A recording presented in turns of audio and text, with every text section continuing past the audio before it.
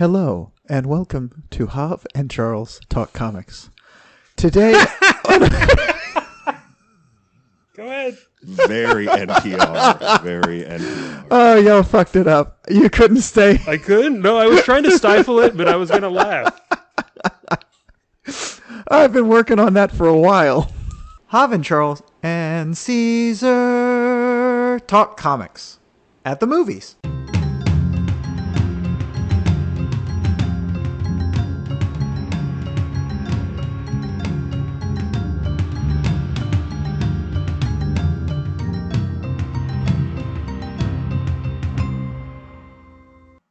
Hi there, and welcome to Jav and Charles Talk Comics. We have a very special episode where we have our first returning guest, who is our only guest. Ceasar Alcala is back with us, and of course, my co-host, Jav, is with us. And today's episode, I said, is very special because we're going to talk about Marvel movies, but in particular, we're going to talk about Jav's favorite Marvel movie, Dark Phoenix. So hi, guys. How y'all doing? So excited to talk Dark Phoenix. I have so many notes. No, I have a list of notes, Charles. A list, I tell you. Oh, God. Notes. He's going to do list voice again, and ladies and gentlemen. We really are glad you are joining us, Ceasar. We all saw, to give a little background, I think we've mentioned this on a pod, we all saw the Spider-Man movie together back in whenever the fuck Spider-Man came out.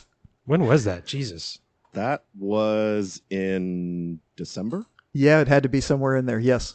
That sounds because right. I want to say it opened, the second week of December, something like that. December 17th. Okay, that was the day I graduated from my graduation. So yeah, it was that weekend, and then we saw it like the week after, I think, right? Or maybe a week and a half, something like that. Something like that. Yeah, we found a time, and then we gathered in the parking lot briefly and said, "Yeah, we're gonna do a podcast. It's gonna be fun, and we're gonna talk about this and maybe some other Marvel movies." And we were all excited, and here it is in June.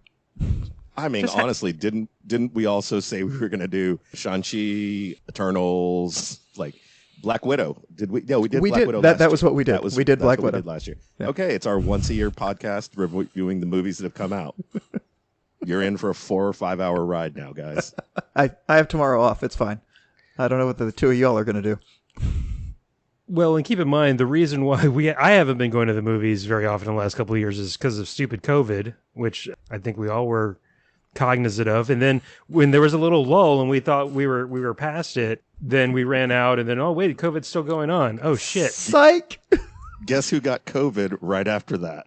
You got COVID after that? I had it Christmas. Oh, my gosh. You didn't tell us. I didn't know that. I had it Christmas, right between Christmas and New Year's, and I was supposed to be going to New York. Like the 27th, I think, or the 26th. And my parents came down with it, and then the girlfriend started feeling sick, and then I was like, well, we can't leave. And then, we came down with it right after that. So I don't know if that's where I got it, but timing's a little suspect. But yeah.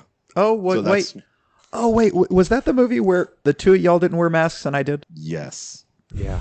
I didn't get it. Yeah, but not you both. Because Charles was sitting between us, so yeah, I was trying to give it to him, but he had the mask on, and then you didn't get it because he couldn't give it to you. Well, because we both kept on telling him no means no. There is that too. All right, so then we did see. So since we last spoke, what all has come out? Oh, dear Lord. Shang-Chi has come out. Eternals has come out. Obviously, the Spider-Man movie has come out. And Doctor Strange came out. And we've all seen all of these, correct? Yeah. Yes. And Eternals. Well, that was one of the movies I just mentioned. Oh, sorry. Okay. It is true. He did mention it. I generally tune Charles out. I don't know if you've noticed that. I don't listen to anything he says during these things. So, yeah, the order is... I had it just a second ago. Ooh, it's a very rare segment of Caesar types. Yes, Caesar types, Caesar scrolls, and Caesar finds. Shang-Chi was after Black Widow, then Eternals, then Spider-Man, then Doctor Strange. And then you've got the shows that have all come between those. But since we last spoke, there's a lot that's happened. Yeah, there really is. And there have been some really good movies and Eternals. So... Well, I wanted to touch on Shang-Chi. I thought it was great. I loved it. I thought it was fun. It was funny. It had a lot of, and I watched it again last week in prep for this. It had a lot of the same fun and excitement that I felt the first time I saw the original Iron Man. When I didn't know what the MCU was going to be like, I didn't know what to expect. I really thought it was going to be bad like the X-Men movies that I felt let down by. But it was fun, and it just a great movie. And so I enjoyed it. I enjoyed the character that I knew very little about. And Awkwafina, I'm a big fan of hers. Like, she makes me laugh. And so it was just a well-done movie that I keep saying I enjoyed it because that's what it was. It was just a fun movie that I really, really enjoyed. It was. Everything about it. And what you mean on it was like when it first started out, it was a good way to introduce Phase 4 or Phase 5 or whatever the heck phase we're in, because it was. Phase 4.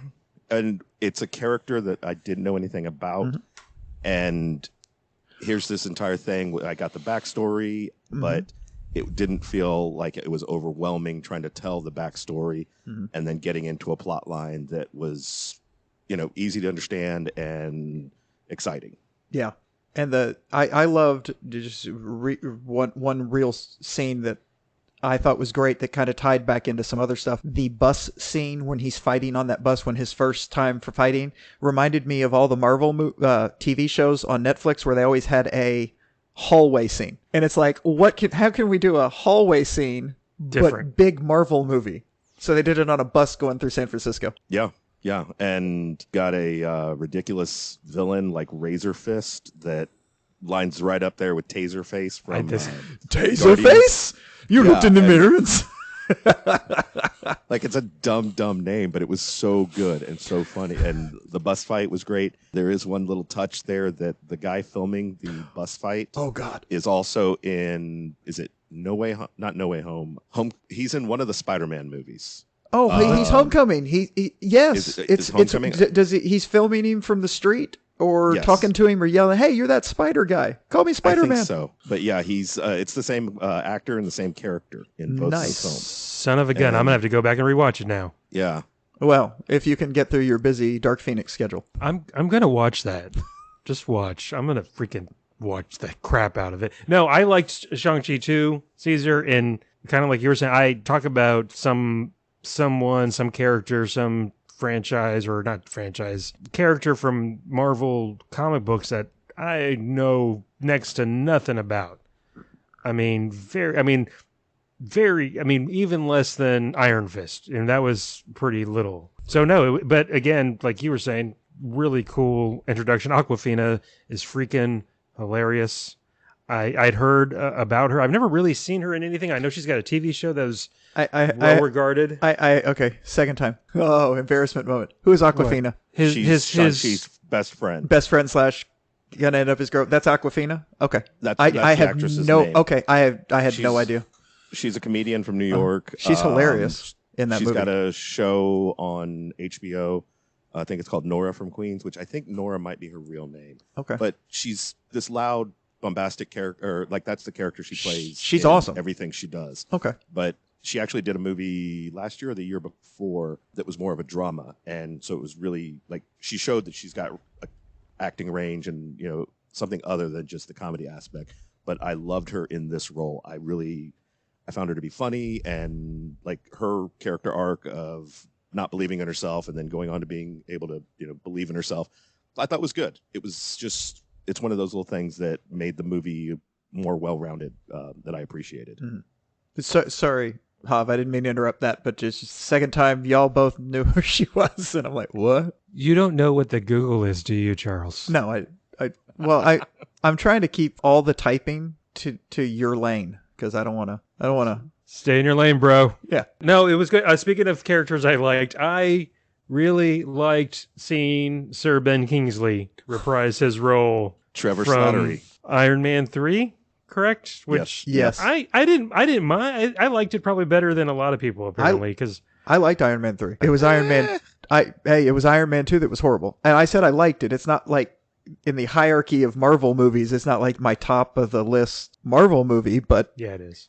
No, that's the number 2 Thor. Okay. I can't carry.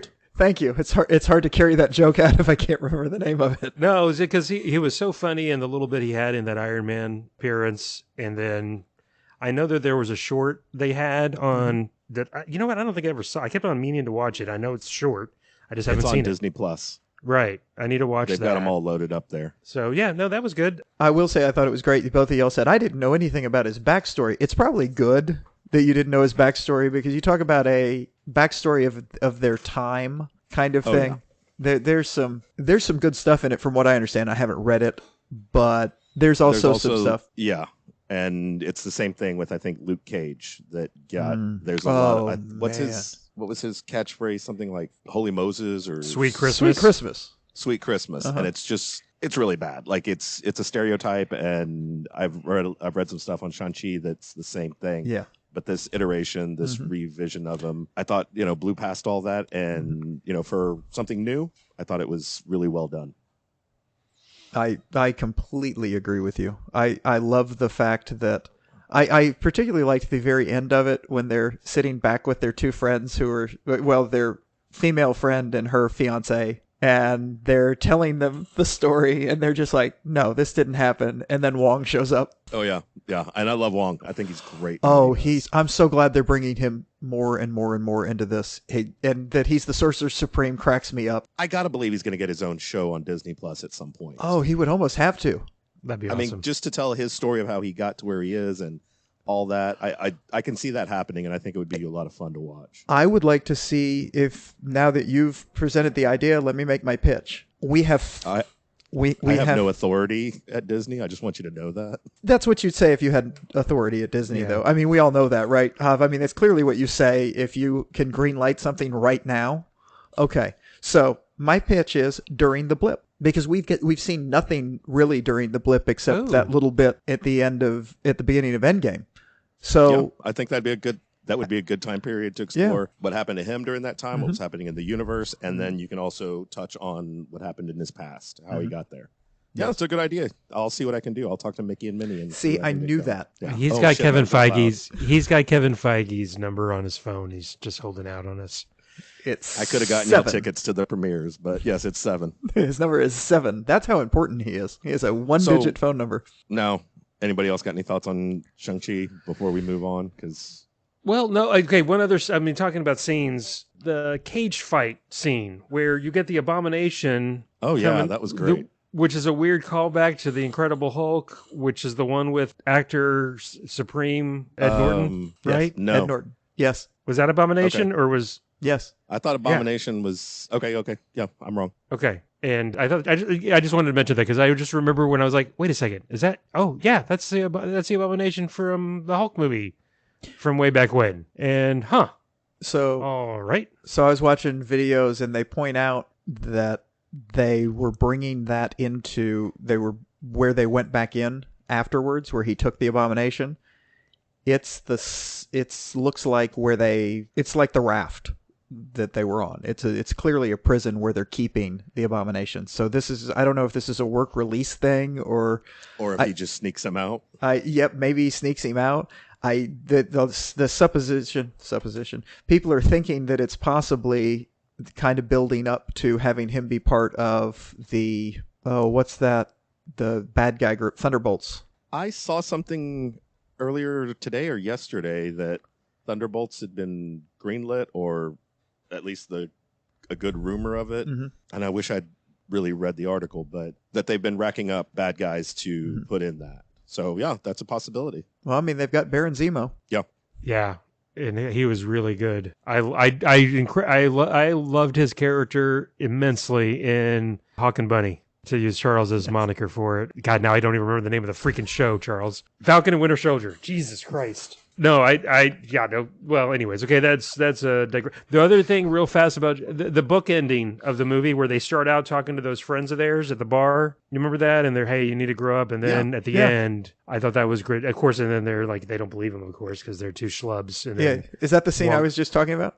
Yeah, no, I'm talking about the book end. The book ending of it was cool. But that's how it starts out, that they are kind of, they're slackers. They're wasting their lives. I mean, they both have these I mean, at least she has a Stanford degree or an Ivy League, something. I can't remember. Something like that. Yeah, it's just like, and you're parking cars. But she's the Asian Jeff Gordon, according to her. I remember that, and then I remember him not knowing who Jeff Gordon is. I don't follow NASCAR. I know who Jeff Gordon is. Yeah, but in fairness, did he even have a TV in his room? I don't think so. Yeah, probably not. I mean, he trains, he gets drunk with his friend, sings karaoke, and parks cars. Oh, that's right. He has a very go ahead. Well, and callback in that movie, her fight technique for singing Hotel California to confuse dumb people. Oh, God. She did it once in high school, and then she does it again when they're fighting on the side of that building. That was brilliant.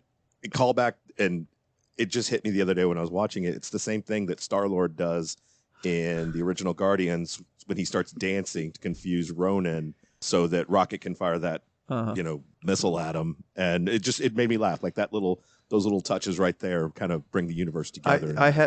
I hadn't thought about that as a connection. That's great. And then them karaokeing Hotel California at the very end, all together with Wong. Yeah. Really? Yeah, that was a fun touch. Oh, Yeah, is it one of the, is it the end? It's at the very end. It's not one of the end credit scenes. It's the very end where Wong tells them something like, oh no, it is an end credit because it's when they meet with Captain Marvel and Bruce Banner. Mark Ruffalo. And and they're looking at the rings, and then Wong says, well, you guys should probably go get rested because, a lot of things are going to happen. And I think Shang Chi he says, which is the little thing he did before they went to karaoke the first time. And next a shot of the three of them doing Hotel California karaoke. I completely forgot about that. I remember the other stuff, and that's hilarious. Wow. Yeah. Oh, I may not have watched that because I didn't see it in the theater, so I didn't sit there. I watched it on Disney Plus when it came out, so I probably didn't watch that end scene. No. I mean, there's that one, and then there's the end scene with his sister restarting the 10 rings. I do remember that one. Okay, yeah. Yeah. Okay. Yeah. It was good. Yeah. No, yeah, I enjoyed it, and I think that the introduction of him and that character and that little world was really, really strong because it was one character. Then when you get into Eternals, where they are introducing a number of characters that I knew nothing about, and I intentionally learned nothing going into it because I wanted to be surprised and see what happens. And it was not great in my opinion. I would like to say that if you had a friend that you were on a podcast with and he forced you to read about the Eternals before you saw the Eternals, that you would have been even more disappointed in the movie than you were. But I mean, that's a supposition on my own part. I don't know if that's necessarily true. I'm just saying. I had two friends who had a podcast and I listened like 2 months after their podcast came out, I might have, if I'd listened to it when it came out, I might have learned something, but I wasn't crazy about it. It's good. Like, it's okay, but it never grabbed me. There was nothing in there, the characters, the stakes, there was nothing in there that I was like, oh, okay, I'm interested in this. Charles, you had more or less the same opinion? Mine's not as negative as yours. I do like dunking on it because, as Jav thinks, I dislike Jack Kirby, which is not true whatsoever. It's true. I think he is a very good artist. Okay, he's a great artist. He's the king of art. However, I felt that particular movie was too long because they were trying to introduce way too many things. There was a lot of good moments in it. I thought it was well acted. I thought there was a lot of fun moments in it, but it just went on so long, and it so lacked joy. And we didn't even get to see Icarus die when he flew into the fucking sun, which leads me to believe. He's not dead. Oh, is that what that means? Oh, okay. Yeah, what do you tell your nephew all the time? Did you? Yes. Did you see him die? Neither is Wanda. Well, no, Wanda's still alive. Wanda still exists in this universe. Okay, not to jump ahead too much. Okay, well, we'll talk about that later. Okay. Well, okay. So Eternals, I put it on par for me personally, like Thor: Dark World, except a little bit better, maybe. Okay, I will allow that. I will allow that. A little bit better than Dark World. No, there were good things in Eternals, Caesar. There were good things in Eternals. I didn't the whole. You know what? Okay, plot, whatever. The not knowing that Icarus knew that what he knew, and then having to go back and learn that he's the one that killed Salma Hayek's character, and then you have to go back and think about, well, then how was he playing this before? I don't know. Something about the structure, the way they laid it out, just didn't hit with me on that in that way. Now, I think I told you, Charles. I don't know if I told you, Caesar. I did like that Marvel had the first Superman versus Wonder Woman fight on the big screen ever when Icarus goes up against Angelina Jolie's character. And I love that they beat DC and Warner Brothers to that punch. But other than that, though, it was, like I said, it was good. I said also it should have been 2 movies. I don't know if that was ever talked about because I don't know Kevin Feige like Caesar does. But no, we never discussed it. Yeah, I figured. Yeah, I don't know. It just the Black Knight thing felt kind of shoehorned in. Well, yeah, you have to get the Black Knight in because I mean, how's he going to fall in love with Hercules if he's not in the fucking movies? Well, neither is Hercules, so there's that. Well, you got to have the Black Knight first before you give him a love interest. Anyways, so it just that felt shoehorned in. Well, how does Blade fit into the Dark Knight and all this? Because Blade's voice is it's Mahershala Ali doing the voice in the end credit scene where Black Knight finds his sword, gets his sword. Right. So like, where does that all fit in? And it just felt like a mess. Like, well, it felt like they crammed too much. What I thought was both hopeful and terrible was the end credit scene with Patton Oswalt as Pip. Is it Pip? Yes. Yeah. And you know how I know that? I continued reading X Factor. And did you really? Yeah, Pip is. Oh yeah, I've been pouring through it, and also Batgirl. We read X Factor and Batgirl for our last pod, Caesar, the one that drops tomorrow, and he was in it. But that scene, I'm like, oh, now I'm intrigued to see that next movie. That I want to see is the next movie. I didn't like this movie because let's be honest, it had fucking evil Superman, and I mean, they did evil Superman. I'm okay with that. Well, I'm okay with it not being Superman when they did it, but I mean, come on, it's just fuck. I mean, we've got evil Superman. Homelander is just yeah. He's on a level all his own. But did y'all know that Homelander is the bad guy? I found this out online. That Homelander's the bad guy. Who knew? Next thing you're gonna tell me is that Darth Vader's a bad guy, and and Anakin was turned bad. Oh, there's a whole lot of confusion over that, it seems. Yes, just enormous confusion. I can't really talk that much about Eternals since I have only seen it the one time, and that was back in whenever it came out. Yeah, I mean, I think I saw it twice, and the theaters, and then 4 times on Disney Plus. No, I only saw it once at the theater, once at home. Okay. And at home, I broke it up into two or three sittings. To let it really sit. You can marinate on it, really dissect it, and you get your thoughts straight, or just because you can't handle sitting for that long again. It was just I think Caesar hit it on the head. They threw a shit ton of stuff at the wall in this movie. Oh God, yes. No, you know what? I'd even forgotten about the Blade thing until you mentioned it, and the Black Knight thing I thought was extraneous. Going back to the editing scene you were talking about, Caesar. Star Fox, what's his face's character at the end with Patton Oswalt? He was an Avenger. Yeah, Chalamet? Was that Chalamet? What's his name? No, it's the singer from. Not Chalamet. No, it's not Timothy Chalamet, but I know who you're talking about. Okay. Anyways. Star Fox was an Avenger right when I started reading Avengers pretty regularly in the junior high school time for me. And so it'd be interesting because apparently one of his superpowers in the comic book was that he could woo women. And I'm curious if they bring that to, I would doubt they would, but he's also very strong and can fly and very Superman-y in that regard. But I am interested to see if they do more with that, which I hope they do. I'm sure they'll give a nod to it, but it won't be something overt. Right. Anyways. But, the thing about, we can rail on Eternals, the length of it, but it's the time run of it is roughly the same as Endgame. And Endgame does not, I've watched it several times. It does not feel like 2.5 hours. Well, it doesn't lag. And yeah, Eternals lagged a lot. Yeah, for sure. I'd be interested to see, when they do a second Eternals, whatever they end up doing with it, I'll watch it. I'm a sucker for all of these movies.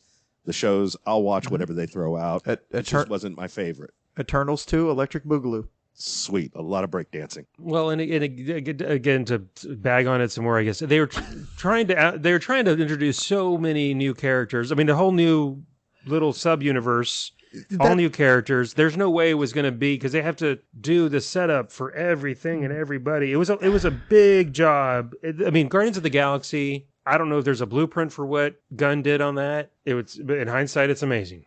But you can't. Fun. It was fun. It had good music. It was entertaining. Yes, and they were basing it off source materials of no one is going to read this like it's a Bible. So nobody's going to go back to the stuff you gave me to read, that, hey, would use the Annihilation Wave tome. Yeah. And say, hey, this is what they're making. They're making Guardians of the Galaxy. And I read that and I'm like, they're making this?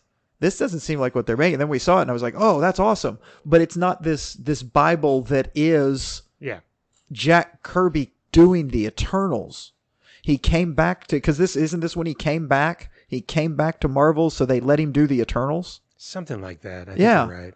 Because he left DC and he did this, and it was going to be its own universe, but then they decided they put it in because Marvel doesn't really do their own universe in the same way that DC does. So you kind of had to take everything he did, because there are going to be people out there going, oh, but that's not what Jack the King Kirby wanted. So that's my thought on where we ended up with that movie, as opposed to maybe break it up, maybe have a little more fun with it, because there wasn't a lot of huge fun in the Eternals. There could have been. There really could have been. Yes. It was bleak, yeah. And a big thing for Guardians is the music. Like, I have thoroughly enjoyed that. The Captain America movies, like, I went back and watched, not Civil War... Winter Soldier. And it's got a feel to it. Like, it's suspense. It's got suspense. It's got action. I didn't feel any of that. I mean, the action is there for Eternals, but it doesn't have a feel. It just it was bland, bleak, and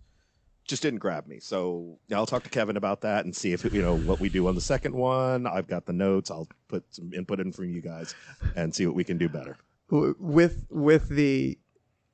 I think one of the things they were missing there is, when they've made a lot of these other movies, they've kind of themed them, not necessarily, oh, it's a comic book movie, but Winter Soldier, that was a covert type movie. That they made a movie, a certain style of movie, and then they put the comic book stuff around that style of movie. They did the whole spy drama with Black Widow, but it was a comic book movie about a comic book character, but it was within a spy type movie, a James Bond type movie. Guardians of the Galaxy said what would happen if we mashed up Indiana Jones and Star Wars, and then they teed that up and knocked it out of the park. So, but they did what are we doing? As far as I can tell, all they did was Eternals. What if the main character of the Eternals from the comic was evil Superman? I didn't know he was the main character. Like, he's not in the comics. He wasn't the main character, but he's like kind of I called it during. Yeah, he's a leader. I called his main superpower exposition. Yeah, he talks a lot. Okay, that makes sense. Yeah, so that was why. So I always think of Icarus because he is. That's what I got. Tell you what's happened and where we're going. He told you what happened, and I did. That was the time I wrote all these notes on we did the pod, and I actually took notes that time because I was taking notes, and I was going to do a tight 3 on this shit, and then I forgot the notes. Yeah, you did. And I didn't go and get them. I was just trying to remember them. But one of them was I was writing out what their powers were. And next to him, it was like exposition. All right. Anything else on that? I'm not trying to drive this thing, but there are 2 movies that you really want to talk discuss. About? Okay. Oh, yeah. So Spider-Man? Fantastic. Like, I remember sitting in that theater and just being like, this was awesome. It was fun. It was exciting.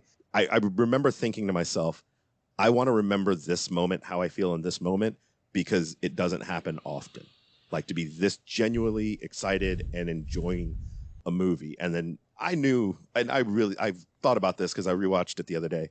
I really, really hate the internet now for ruining all the little things. You can't go anywhere without finding spoilers.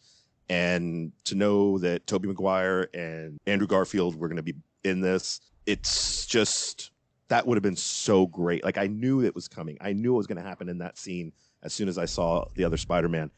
But I was still excited by that. I wish I hadn't known, because it would have been that much better. Well, the cameo, let me say that I knew about, you're right, internet, spoilers, Twitter especially, a lot of times.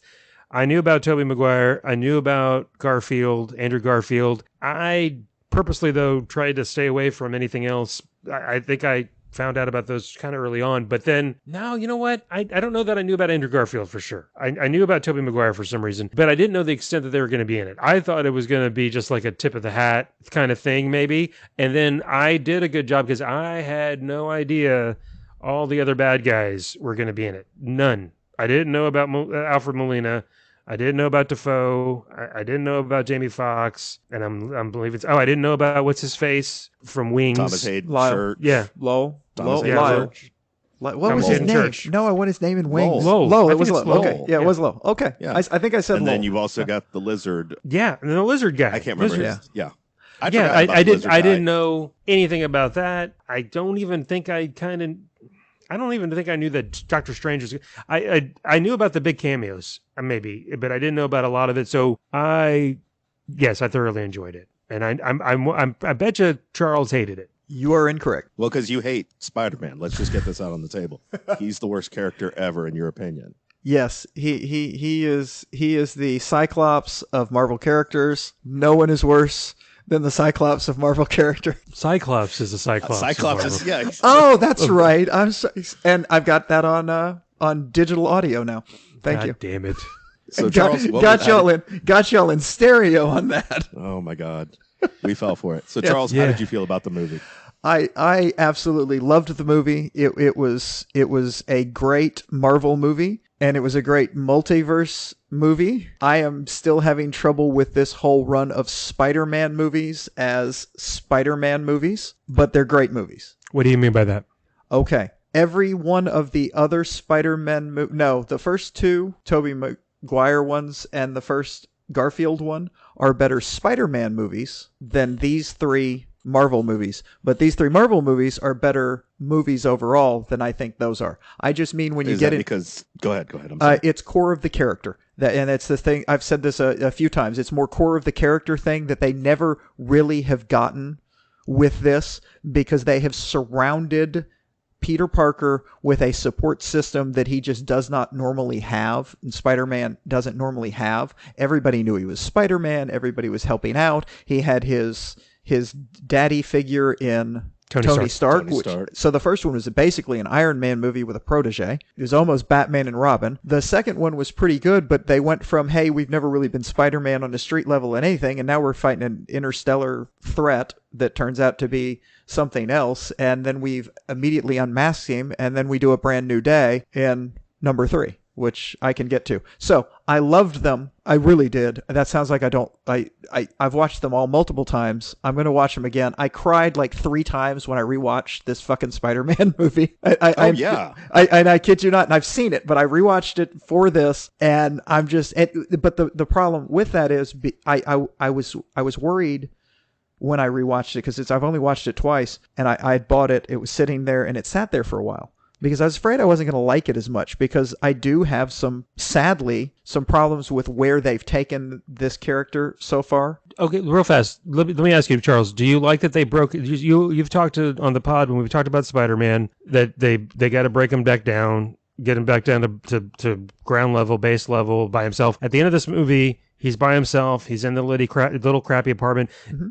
Are you excited about, not that he's in that position, obviously, but that they've broken him down to see where they take it from there then? I am very excited to see that we're actually going to get a Spider-Man movie if they continue from where they left it off. Okay. Spider-Man solo, no Doctor Strange, no Tony Stark, no outside assistance. No crossovers. Now, I'm unhappy that they killed Aunt May because there's no support system. I'm unhappy. What? He hasn't seen it. Oh. I haven't finished it. What are you talking about? Marissa Tomei. Yeah, I know. Marissa Tomei. I know. But yes, when her death scene, like, heart-wrenching. Oh, that pissed me off. I mean, he's already lost Uncle Ben, but they wouldn't talk about how he lost Uncle Ben, but he already gave the fucking great power, great responsibility feat to... He did that in Civil War to Tony Stark on why he does this. And clearly something bad happened to Uncle Ben. Right. I don't think we always talk about why do they have to do the origin story over and over again. I don't need to see that again. And they kept saying, well, we liked this because they didn't show Uncle Ben dying. Yeah, but we all know he died, and we know he died somehow bad because Aunt Meg brings it up, kind of, because she's upset when he's not around, and you know what I've gone through, and you know what we've gone through. So we know something bad happened, and she's also young, so it's a younger Uncle Ben. It's not like he probably died of natural causes. Something happened. And then you go, okay, that's not enough, so we're going to frickin' make him think he killed Aunt May too. Yeah. At least I will give her the thing where he has to know she does not think it is his fault. Because quite frankly, she ended up dying because he did everything she told him to do. Yeah, it was her fault. I didn't say that. I'm saying... I'm not sure that's what he meant, but okay. I know. Hey, but she... Go ahead, Pop. I was going to say real fast, before you mentioned, I think you both about crying. What... I don't know that I teared up maybe a little bit, but I tell you what, who got me, got the eye juice going here was Andrew Garfield. I guess I've not seen what the act a lot. Tears, eye juice. Okay. Sure. That's a normal thing we say. Yes. The look I just made it up. The look on Caesar's face when you said that. No, Andrew Garfield, I did, unbeknownst to me, because you know what? I don't think I never watched those Spider-Man movies he was in. I tried one. I think I tried the second one with Jamie Foxx, and I was like, eh. Oh. But Andrew Garfield's a really good actor. Holy crap. Really good actor. Yes. Well, yeah, he is good. And I went back and rewatched those. I watched all the Tobey Maguire ones, which I hate Tobey Maguire, so that was painful. I rewatched the 2 Andrew Garfield ones, and they even touch on it in this one that he's a broken person because he lost Gwen and the way she died, and it is his fault. He does bear a lot of guilt, and so the fact that he gets to redeem himself by saving MJ is huge. And he even comes through in the character that he's needy. Like, he's the one who's like, I love you guys. And he needs this just as much, to save everybody, but he needs it to save himself. Yeah. And there was something about that was really, really moving, so that he got that moment where he could be the hero and he could save the woman. And then he had these brothers that he never had, the support system he never had. Yeah, he's a great actor. And to bring him back for this it was fun to see the 3 of them working together. I really liked The Amazing Spider-Man, and you should have watched that one and not the second one. The second one is not as good, but I do need to go back and watch that again just to check it out. Andrew Garfield made a great Spider-Man in those movies. And I'm talking about just the Spider-Man part of it. He made a good Peter Parker, not a great Peter Parker pre-Spider-Bite, but a good Peter Parker post-Spider-Bite. My big problem with Tobey Maguire is, I don't hate Tobey Maguire, is he made a great pre-Spider-Bite Peter Parker. He made an okay, fun, quippy Spider-Man, but he just never... He was still always really that nerdy guy. He didn't grow into being a superhero at all until now. He showed kind of broken down. I did like how they calmed him down, and I did like what he did as an actor in that role as the older, broke. Like he's been through some stuff. He's been through some. Him and his MJ have been through stuff. There's a point where she's leaving him in I think the last of the movies, and she's gonna get married to some other dude. Which those movies, there's a lot to them that I'd forgotten about. But yeah, the whole point of the 2 of them being there was to help this Peter Parker not make the mistakes that they did, giving him some guidance, because Tobey Maguire even says that, he didn't want him to be broken and jaded like he had become. Oh, I loved that he told him, because it was they kind of left that unsaid in that first Raimi Spider-Man movie. If he killed the guy, if the guy ended up dead that killed Uncle Ben, and he admitted it. I wanted him dead, and I got what I wanted. I mean, so the guy died, and he didn't feel any better, so that's why he's not going to let him kill the Green Goblin. Oh, go ahead. Sorry, Charles. I was just going to say, which I appreciated that from the Spider-Man standpoint. From the vengeful death standpoint, they should have killed the Green Goblin. I mean, let's see, he killed... Yes. In the original 616, and yes, it's the only goddamn 616, and we're gonna get to that. Ooh. Super Nerd Hour brought to you by. I'm sorry, that there's a group text betwixt the 3 of us, and I do have a nerd rage going on about something. Anywho, so lost my train of thought. Well, hey, let me mention this before I forget. Okay, go ahead. Go ahead. No, he should have killed. Yeah, because It's your show, Hav. I'm just the guest. Please go ahead. And you know it, Caesar. Go ahead. What were you going to say? No, go ahead, Charles. Are you done with your thought about wanting to kill everybody? Yeah, well, just no, that he had killed all of these people. I mean, the Green Goblin, it was just desserts in the original Spider-Man comic books and in the original Spider-Man movie, where he ends up killing himself with his own hoverboard by trying to kill Peter. It's just desserts. I mean, he should be dead. That's awful, and I'm not a let's kill people guy, but come on now. Yeah. Kill them. I don't care. Kill them all. No, that's my lawyer, everybody. That's my lawyer. Round them up. What I just wanted to mention before, I don't, not that we're done with it or need to be done with Spider-Man No Way Home. I wanted to mention a couple things. First, I have watched piecemeal probably a fair amount of the Andrew Garfield movies, Spider-Man movies when they've been on TNT or TBS or Sci-Fi Channel, because I know I've watched, I remember the Paul Giamatti Rhino scene at the end of one movie, I remember the death scene of Gwen in the other movie, and that was that the same movie, and then the intro when he's learning his powers. So I feel like I never saw him in the theater. I never made a point to go see him, and I regret that. And I do need to see him from beginning to end, not on commercial TV. That said, I have Amazing Spider-Man on DVD. I'll be over after the pod. Okay. Given what I've seen of Andrew Garfield, still, and this is maybe a hot sports opinion, I'd rank my Spider-Man, Tom Holland, Tobey Maguire, than Andrew Garfield. And I'm curious, movie-wise, obviously, what y'all's thoughts are on who your fave, if you have. As usual, I'd like to speak for Caesar here. You're wrong, but true. I would definitely say Tom Holland is knocking it out of the damn park, and I would say he encompasses both Spider-Man and Peter Parker so well. He is such a delight to watch, and the joy with which he acts in that role is amazing. Andrew Garfield is number 2. Ooh. And Tobey Maguire, I know he was the first one, but from day one when he got started, and by the way, when I saw Spider-Man in the theater, my dad and I went in, first weekend, we were in business in San Francisco, and we snuck off and went and saw it. And we both came out of there going, this is the greatest movie we've ever seen, because we loved it, because it was amazing. And then we watched the second one, and that was incredible. And then I went and saw the third one in the theater, and I've never been more angry in my life at a comic book movie. And I've watched Dark Phoenix. Well, it was just such a miss.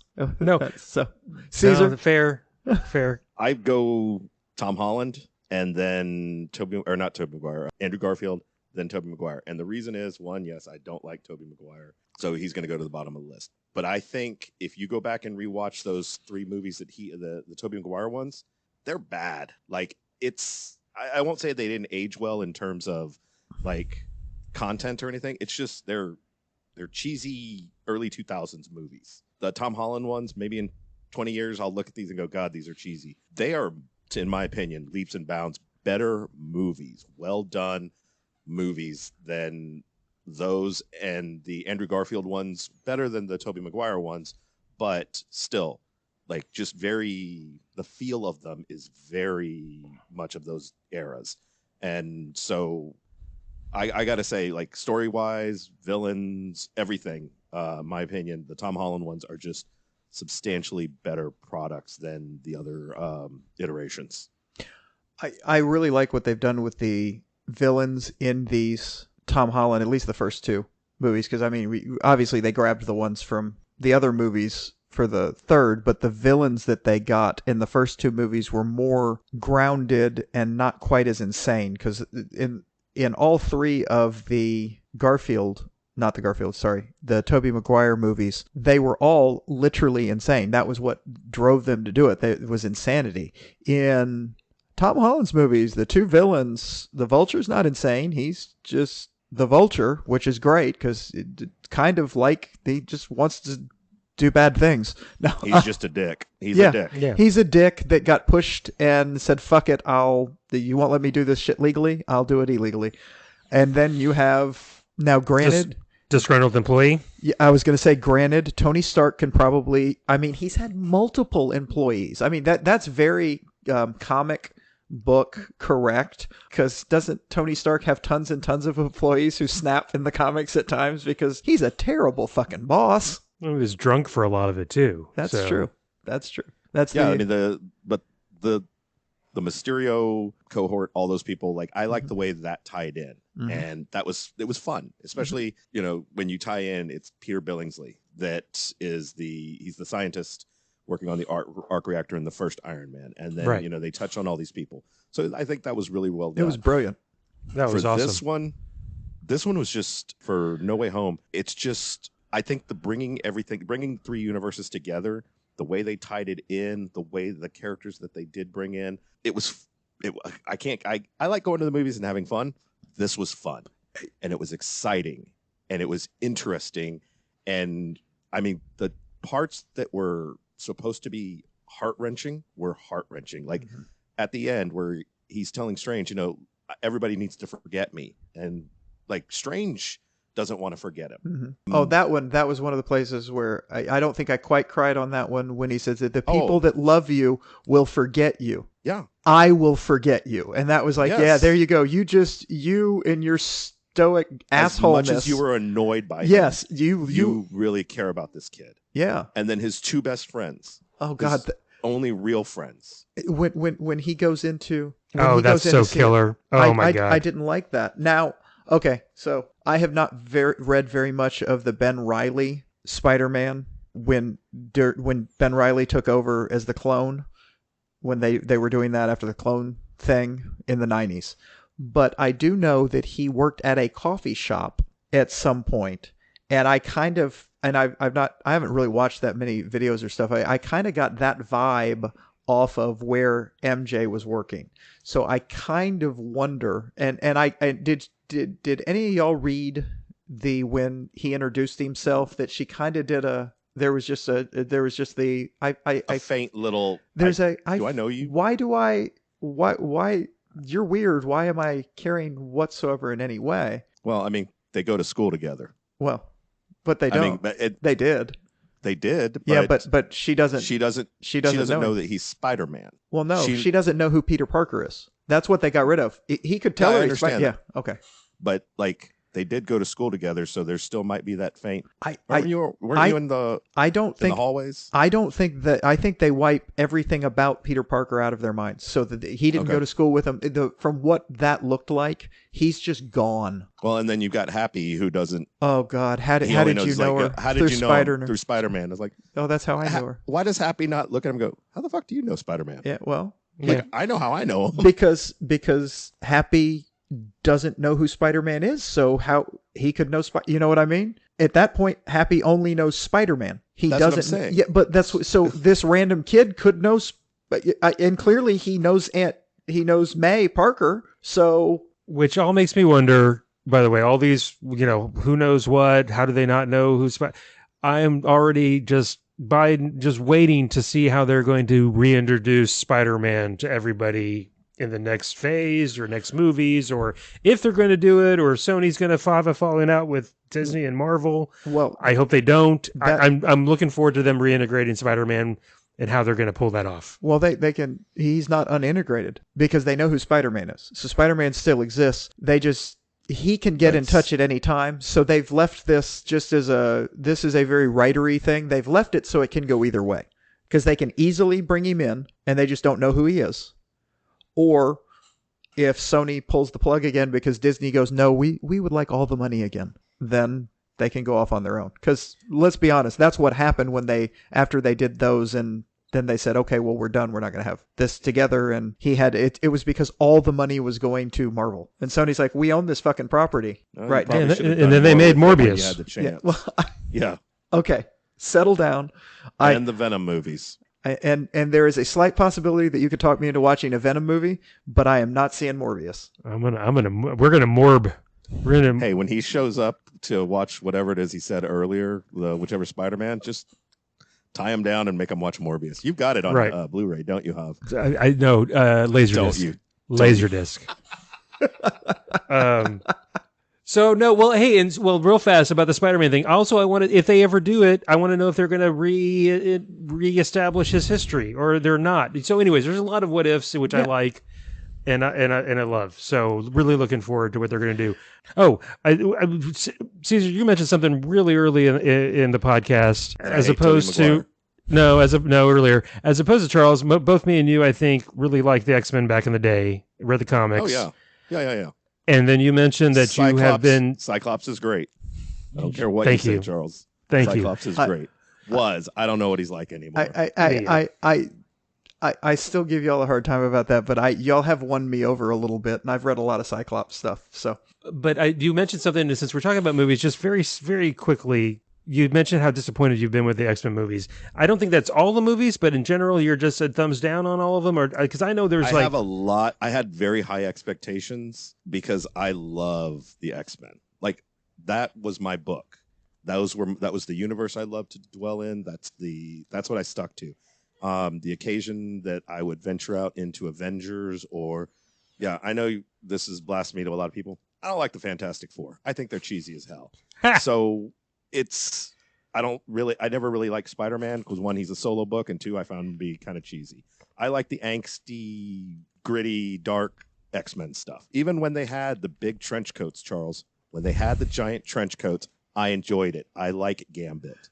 Okay, so it's no. Extreme jackets. That's not the ones we're talking about. The ones with it's the ones with chains. No, not a trench coat. It's the chains. It's the piping. It's where all the muscles were just gigantic. But I had very high hopes for all the X-Men movies, and I think when the first one came out, I felt like old ass Ian McKellen. Was it McKellar as Magneto? Just looked kind of ridiculous, like his helmet and the whole affect, and then that Sabretooth was this savage thing that had no real character to him. I was very disappointed, and I've never felt like they lived up to what my hopes were, the way the MCU has lived up to what I had hoped for. So with Fox doing it, I think it was subpar, and a lot of changes to, I mean, if you want to get nerdy about like core material, that used to drive me crazy, the changes that they made. But to have it, I'm hopeful that whatever they do now, when they bring the X-Men into this universe, that it's on this level of the MCU, what they've established, because I think they can do wonderful things with it. Exciting things, fun, interesting, that Fox just never got to. Did you like First Class or Days of Future Past? It was better, but I think I'm so out on the whole thing that I never really gave it. I like Wolverine. I like the character. I like a lot of the things about it, but those were better movies, closer to what I liked than any of the other stuff. Dark Phoenix is terrible. We'll make fun of that probably, forever. If you go first, Hav, we're putting that on your tombstone. Nice. Javier, here lies Javier. He loved Dark Phoenix. But there's just, they've had some better things. Michael Fassbender as Magneto, great. It's just very hit or miss, in my opinion. Okay. I'm just curious. Okay. Before I forget this little thing that's in my head, when we get to Doctor Strange, God almighty, Patrick Stewart looks old. Oh, well. I know he's old. Yeah, he is old. But when he's like his scene, I was like, dude. Yeah. Like that was a little bit heartbreaking to see him like that. But anyways, back to Spider-Man. Great movie. Loved it. Yeah, it was amazing. I did want to... you get it amazing? Spider-Man? You get it? See what he did there? It was spectacular. Ah! I have notes. Ooh. Whoa. Wait. What? I know. Alert the media. So... In reference to the opening I tried to do with the whole NPR thing as a joke, no one knows this, but yeah, I'm probably using that bit where y'all broke up as the very opener, cold open now. But I wanted to say I was trying to move us away from Hobbs wanting to be zany morning DJ guy with his squeezy thing, and I've refused to teach him how to put a soundboard onto this. Now you gave me something to Googleize. So he can do sound effects and stuff. No, I did take a few notes because when I first started watching that, there was something about the movie that and I mentioned this a minute ago, and it clicked with me because I didn't really think about it as much at that time, but they basically did a Brand New Day in No Way Home. And the thing...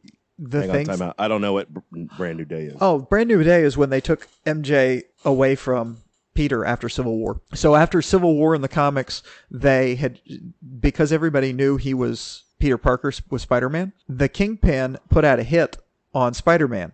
They missed because he has spider sense, and they got Aunt May. So Aunt May was dying. He couldn't visit her in the hospital because he was wanted because he had gone back on the side of Captain America, and he would sneak in, and while he was there, Mephisto offered him a deal that in exchange for his marriage to Mary Jane, Aunt May would live, and everybody would forget that they were married, and they would also forget that he was Spider-Man. So it's basically Doctor Strange. A lot of Doctor Strange's deal is this, and there was some back and forth, and later it turns out that it retcons after that, because this was Mephisto, that the Illuminati, which we'll get to in the next one, which was basically Doctor Strange and the Fantastic Four dude, Mr. Fantastic, got together when it comes back when Mephisto isn't part of it, and managed to figure out a way to make everybody forget that they owed it to him, and because Peter Parker was great and they owed it to him, so everybody forgot. So they basically did that. The difference was in Brand New Day, he lost MJ only sort of, because they lost their marriage. It turned out everything else ever happened when you get into it. They still were together. They just didn't get married because he got knocked out and missed the wedding. But they stayed together, and they broke up and were together. So everything else was the same except the marriage. And he got Aunt May back. So in this one, he loses both Aunt May and MJ. So it was quite the, hey, we're doing a Brand New Day, except we're really fucking Peter. And he remembers it all. He doesn't remember giving it up. Because he just woke up without a wife, not knowing that he had been married. That he had ever been married to her. Okay. So it was a really weird, different thing, but it was kind of the same, but it's worse for him. So I said I'm excited to see him street level guy, and it amused me that he had they were showing that he's going to get a GED. He had a GED study book. The kid goes to an uber gifted thing. He is brilliant. Do you think he can't walk in and take the GED? I mean, you just want to be prepared. You don't know what's coming. Yeah, I was going to say he's probably one of those that's over. No. That's fair. And is that product placement for the for the GED? Hey, maybe it is. Maybe it is. I figured I was going to bring this up with the two of y'all, and you were going to say, well, you couldn't go take the GED, and we were going to end up with one of us having to go just see if they could just go take and pass the GED. Oh my God, I might get in on fantasy football just to see somebody have to go take that test. That's the bet payoff for whoever the loser. The biggest loser has to go take the GED. Then I'm afraid I might be the biggest loser, and then turns out I couldn't pass the GED, and then I'd be really upset. I was going to bring that up because I did find that amusing, but y'all are probably right. As studious and hardworking as he is, he's probably just reading through it just to make sure, okay, what's going to be on? What do I need to know? They just need to show you that he's doing, what he's doing. Yeah, but I love the fact that he made his own costume, and I like that his costume was very similar to the other two Spider-Man's costumes. Yeah, color's a little bit off on the blue. Yeah, but it's a little bit more. But it's a paler blue. But it's that kind of costume. And it's not the techno whatever that Tony Stark had given him. He's made his own, and yeah, if he's not off, I loved that. Oh, I've been to space. You've been to space? I fought an alien. You fought an alien. Can we go back to that? You fought an alien in space? You're a part of the Avengers? What are the Avengers? What? Yeah, I loved that. What are the Avengers? Well, there's a band? Are you in a band? All the stuff that, they're asking about each other's webbing, where it's coming from God. and all that. Oh, God, that was brilliant. There's a mention in Doctor Strange where they're talking about him with America. America Chavez, yeah. Yeah. And she goes, he has the powers of a spider. Like, he shoots webs out of his butt? And Doctor Strange's like, no, well, I don't know really. God, that was so awesome. And the three of them in the lab, that might have been my favorite. No, it's not my favorite scene, but I just loved the three of them in the lab sciencing the fuck out of this. Yeah. That was awesome. It's just so completely, because Garfield's like, oh, I can cure. I've done it before. That's nothing. I'll do that. And original Peter is all like, oh yeah, I can take care. I've been thinking about how I would save the Green Goblin forever. So yeah, I can do that. Everything about that movie was just amazing. And yes, I know but it was. They did an incredible job. It is well done, and just like I said, the action was exciting, funny stuff was funny, and the heart-wrenching stuff was just gutting. Yeah, and the scene with the admissions lady, yeah, on the bridge at the end. This is you, Peter. You're a hero. Your friends and you're getting in. No, I just MJ and no, Peter, you're getting in. I loved that. That was. Yeah, you said you had other notes though. Did you? Oh no, it was just the brand. No, that was more of my joke on. I took notes. That was literally it. That's as far as I got note wise. So that's an enormous amount of notes for me. A note is well, no. It's broken out on the page. I have brand new day at the top, and I have No Way Home at the bottom. And all I got was under Brand New Day is lost MJ sorta, got back Aunt May, and then under No Way Home it's lost both Aunt May and MJ. So that was it. I took notes.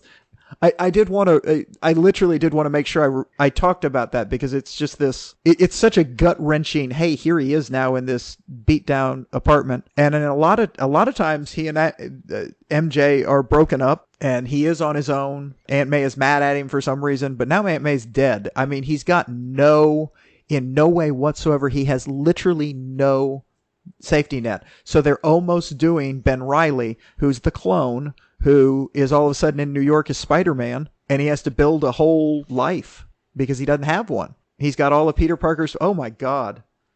They did the clone. Shit, they even kind of had clones because they had 3 Peter Parkers. All right, sorry. I'm just. You're Spider-Man nerding out, man. I'm cascading here on things. Sorry. So yeah, that's the that's my thoughts on that. But I did absolutely love that movie. Any other thoughts? I'm trying to think. There was a connection with Campbell Scott played Peter Parker's father in Amazing Spider-Man. So his parents disappear. They go away. And that's part of the big mystery. And I forget what it was I was watching. Oh, have either one of y'all seen the new Jurassic Park? No. I've seen none of the new ones. Don't bother. Okay, well, it's bad. Don't bother. But what's his name? I just said it a second ago. Oh, Campbell Scott. So played Peter Parker's father and disappears. Is the main bad guy billionaire who opens the new Jurassic Park. And I remember sitting there going, oh, so that's what happened to Peter Parker's father. He went and opened up, he took all the money and he opened up a dinosaur park. Awesome.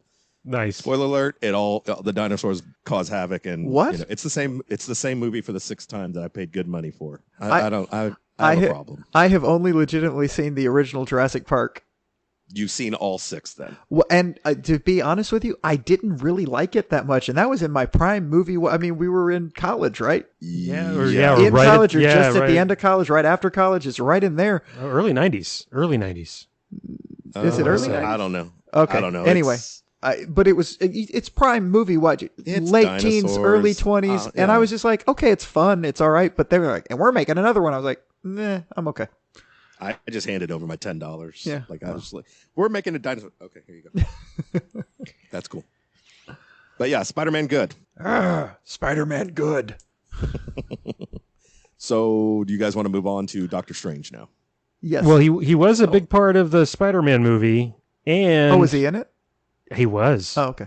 And the director of Doctor Strange Into the Multiverse of Madness was none other than Mr. Sam Raimi, who did the original 3 Spider-Man movies. And I really liked this movie.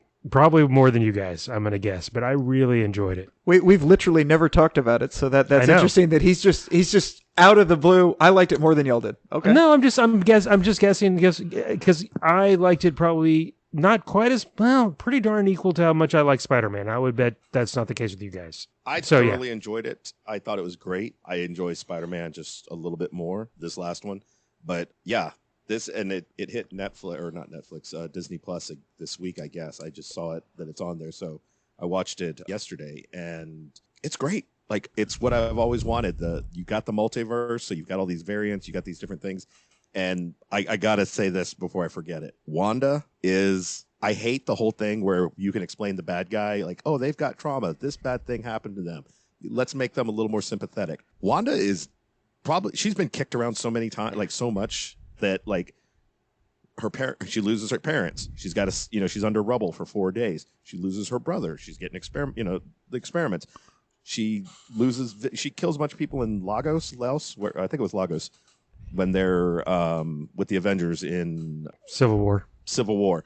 And, she falls in love with Vision. Vision's gone. She's got these kids. They're gone. Like the show I hated the first couple episodes. Like you were kind of supposed to. Well, and it was just, I didn't understand where they're going with it. And but once they got into the action, I get why she is broken. And it's not, it made complete sense. And she played that role so well. And they hit it so well. You talk about spoilers. I knew nothing that she was going to heel turn immediately. I had seen something. I had seen a couple things like that she was in it. That and I'd seen something that it would explain. Like after the show, it makes sense. Yeah, I had seen people say that they thought that she was. I'm just saying I didn't see a single spoiler that she did turn heel. I didn't either.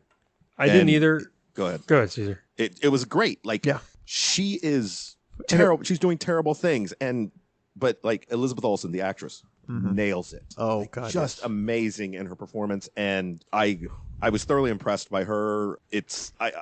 To me, she made that movie, and she had a redemption arc too, because she sacrificed herself to tear down the dark hold. Yeah, the dark hold. But now that she's dead, we'll never see her again. That's going to really suck. Yeah, because once dead, you stay dead. Comic books never bring you back. Yeah, I mean, we had a discussion about this in the last episode because Banshee died during the X Factor run we ran. We read in Siren. She was just in denial. She's like, he'll be back. I mean, even if he's really dead, he'll still be back. I mean, why wouldn't he be? Because it's a fucking comic book. Evil clone, sure. And as I've said before, did we see her body? No. There you go. Her and Icarus are hanging out someplace, and it's going to get real ugly when they come back. Well, she's going to be having a baby again. The one thing, speaking of her, I did not know about the heel turn. You're right to use your phrase. It's new to me, that phrase, but I'm going to use it from now on. I didn't know that she was. Sorry. No, go ahead. I didn't know. Okay. I'm not a big wrestling guy. Oh, neither am I. It's okay. Yeah. So I did not know that was going to happen so fast, but one little issue I had with that is she really didn't realize she hadn't said America's name, and that's the giveaway. That seemed kind of like cheap. I loved that.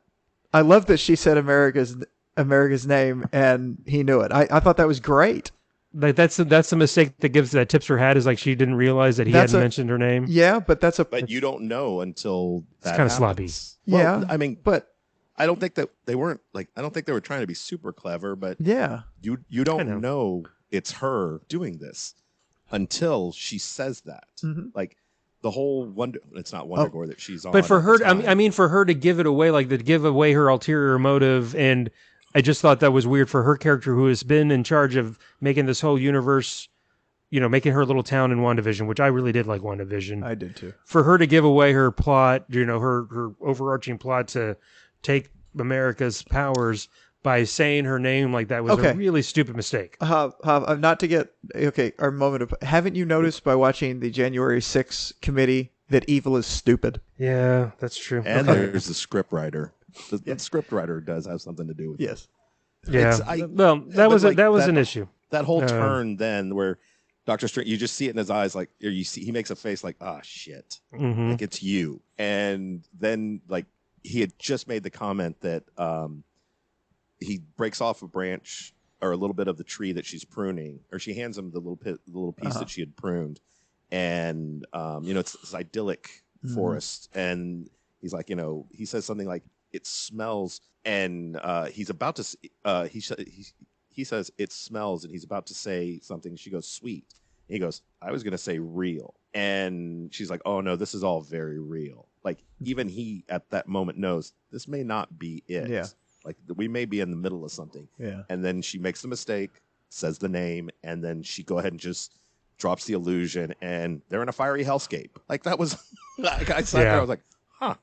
All right, this is kind of messed up, but it's the whole thing. Again, like, didn't know much about America, the character. I did. I got really excited because I didn't know. I had at one point seen a little bit that she was in this, and had forgotten about it. But then when she showed up and they didn't say who she was, and I was watching her fight in the beginning, I was like, "Wait, that's America! I know who that is. I know. I know her. I fangirled a little bit in the theater. I'm like, "Yay! I know that character." I had no idea, and I kind of dealing the same thing with Ms. Marvel right now. That this is a whole part of the universe I don't know anything about, so it's kind of a learning experience as we go. But then to have, if you want to go back to season 1 of the podcast, we talk about Miss Marvel. Oh man, I got to go find that. Where would I find it? I don't know where to find these things. Ooh, anywhere that you can find podcasts. Apple, Spotify, Apple Podcasts.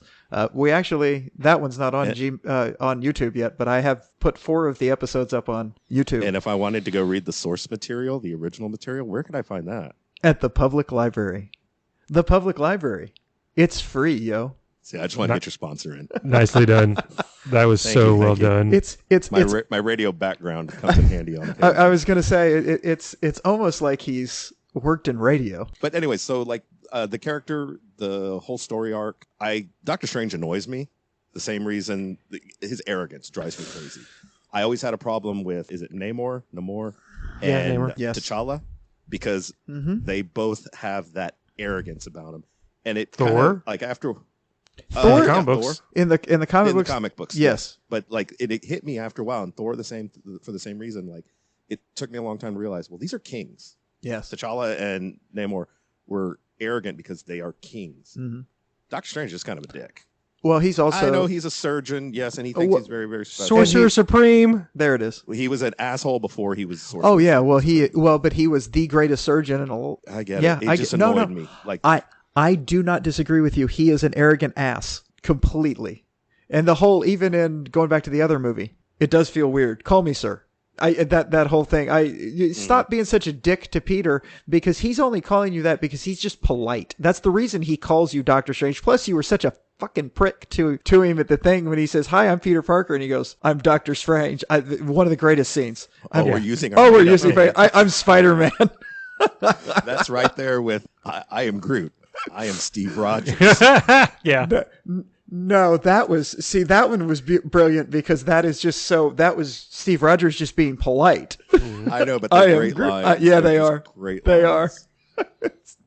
are. What did you guys think of Doctor Strange? Well, Hav said it was the greatest movie of all time, second only to Dark Phoenix. And he said neither of us would like it as much as he did. And he is correct. I probably don't like it as much as he did. I did enjoy it. I have only watched it the one time I think it was last week. I saw it in the theater because somebody said to me, "Oh, it's about to be." I'm like, "I'm going to go to the theater and watch it." They're like, "It's going to be on Disney Plus in like a week." And I'm like, "Yeah, I want to see it in the theater." I want to see it at least the first time in the theater if I have the opportunity. So I did go and see it, and I really enjoyed it. There were some things about it that I really loved. Like I said, America, I love her. Wanda was brilliant throughout that entire thing. I absolutely loved the growth that you saw Doctor Strange go through when you saw the first Doctor Strange willing to kill the girl to keep Wanda or the monster from having her, to him thinking about it and refusing to ever do that because he's grown as a person. I absolutely adored watching every one of the Illuminati die,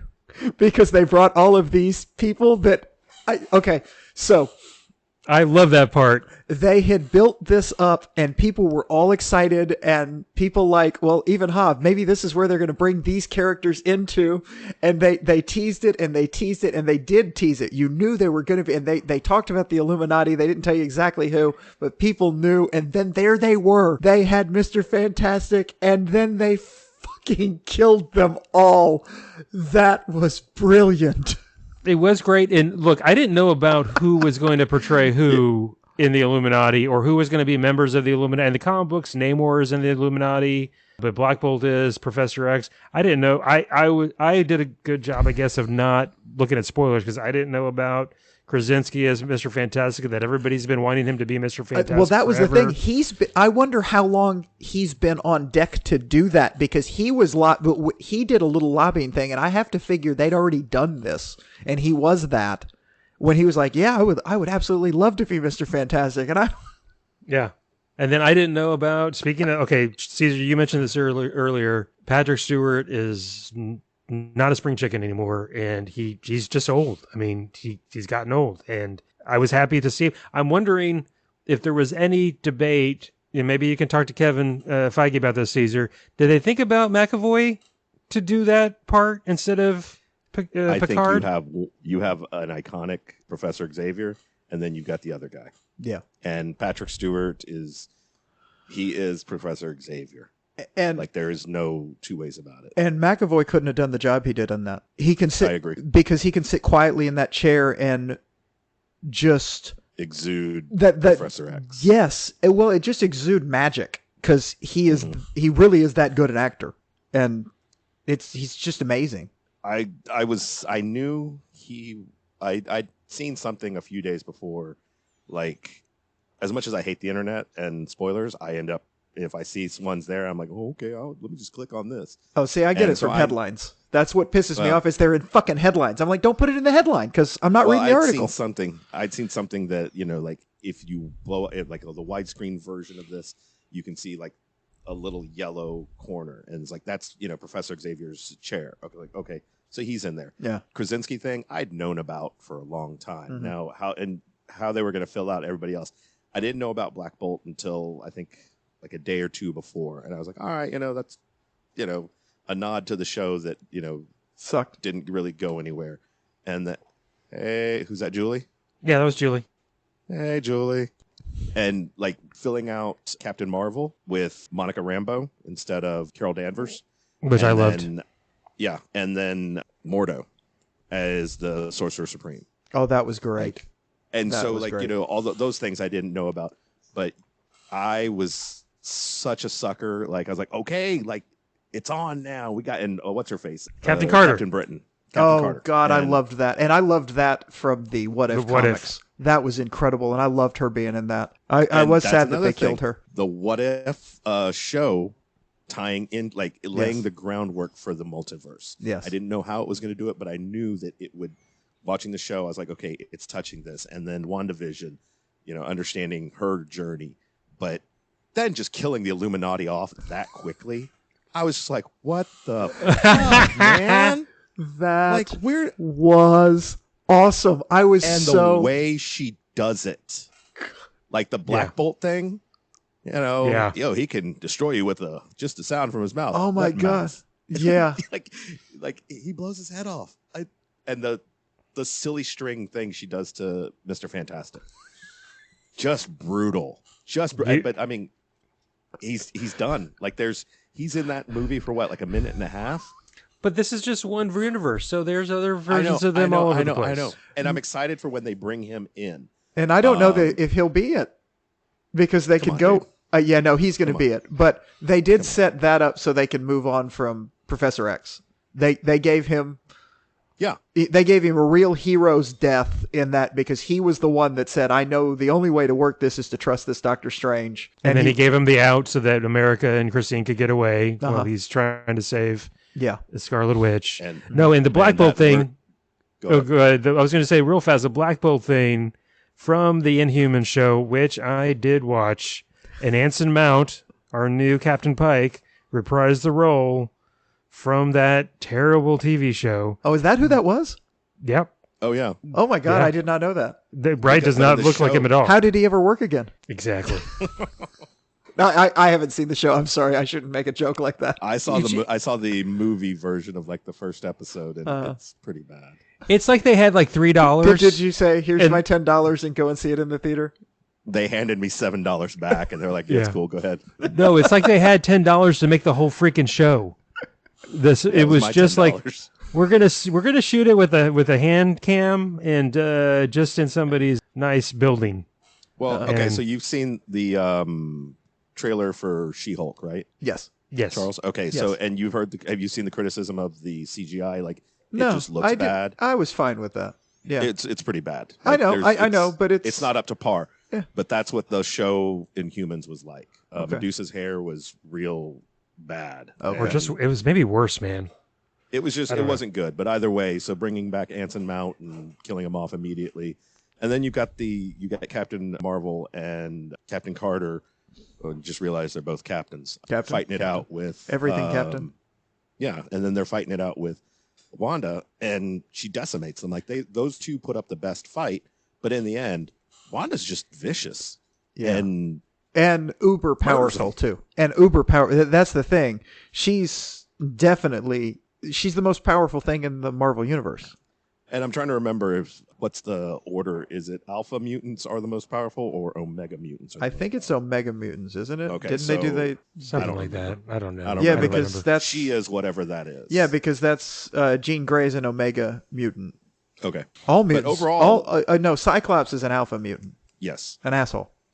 Oh, okay. He's just a tight ass. He's just a tight ass. That's what it is. But overall, like introducing America, which, what's her? Wait, are they lining up for Young Avengers? That's what they're saying, that they're kind of planning a Young Avengers. Wanda's two kids, America, and then what's her Miss Marvel name? Like, well, okay, but America Chavez. But what's her like? She's Miss America. Miss America. She's Captain. No, I thought she was a Captain America. I think from a different universe. See, she's got. Okay, I don't know. I've seen her a lot with the younger crew, and those things change all the time as they keep doing stuff. So but they look like they're lining up a young group, and I doubt it would be a movie, but like a show. I don't know. They got to put together something for the everything. The maybe future. Yeah. I mean, they've got a ton of source material to work from, but bringing her in and not knowing her, the trek through the multiverse, like when they're going through, like the paint world, and there's a underwater world, and then there's one where like they're cubes and stuff. That was fun. That was a lot of fun, like just to see all those different things, because I've always enjoyed that when they touch with the multiverse. Well, and Sam Raimi getting to play, right? Yeah. You get that's Sam Raimi getting to go crazy with all that stuff. I just want to throw that in there because I think a lot of what was done visually was obviously he's a director, but it was you could tell this is if you sat back and were thinking, oh, Sam Raimi did this. That's right. You were right. It's Miss America. Okay. Yeah. Go ahead, Caesar. Sorry, I just jumped in. No, it's just I've always enjoyed the comic book What If, because it is that. Just a touch different, and what happens to Wolverine if he's just a little bit different, or what's up, Charles? If this is going to lead into what I think it might lead into, I'm not going to talk about that. I don't know what was I going to lead into. Well, you brought up What If, and never mind. Never mind. It was a callback to the back and forth on the Miles Morales thing. It was a joke. Oh, well, let it go. I mean, let it go. But Miles Morales at some point. Yes. Being introduced into the Spider-Man world. Yeah. You've already had that with, that was the other thing. In No Way Home, Jamie Foxx is talking, Andrew Garfield pulls off his mask and Jamie Foxx is like, he's like, you're white. He's like, I don't know, man, you're from Queens or Brooklyn or wherever. You're from Brooklyn. You help out. You help people out. You help poor people out. Yeah. He's like, I thought you were going to be black. He's like, somewhere out there's got to be a black Spider-Man. And I love that little thing. Like, okay. When are we going to see him? When are they going to introduce him? Okay, so let's go back. Because we didn't talk about that. Not that in particular, but Jamie Foxx. So was that Jamie Foxx's idea to not be quite the same character as he was? He had to have had that input because he had to hate being the nerd. Oh man, and then to be in a bad movie, it's like let's change it. Let me be a little different. And honestly, it really worked, but. It was just when he comes into the universe and then Spider-Man stops him and they're out in like some field and he's like, so y'all gonna him and Sandman are the three of them are there, and he says something to the effect of, so y'all gonna pretend like I'm not butt ass naked here? And Spider-Man goes, yes. and he's Sandman goes, holding his no. hand. Yeah. I mean, just Jamie Foxx brought his humor to that, and it worked. It really, really worked. I love Jamie Foxx. Yeah. Okay, so. But the What If universe, the multiverse, like all of that, I enjoy all of it. I've always enjoyed reading the What If comics. They're great. They just... many times they're great. Sometimes I like it better when they can stretch them out over, because they cram so much sometimes into one issue that you're like, Yeah. okay, I would really like you to do like maybe a 3-issue arc on what if Flash Thompson was Spider-Man, or what if whatever. That actually was a decent one, because Flash Thompson had some anger problems that did not go well as Spider-Man. Anywho. Any big thoughts? Because I'm going to lead Charles into something here in a second. So. One big thought then before you do that.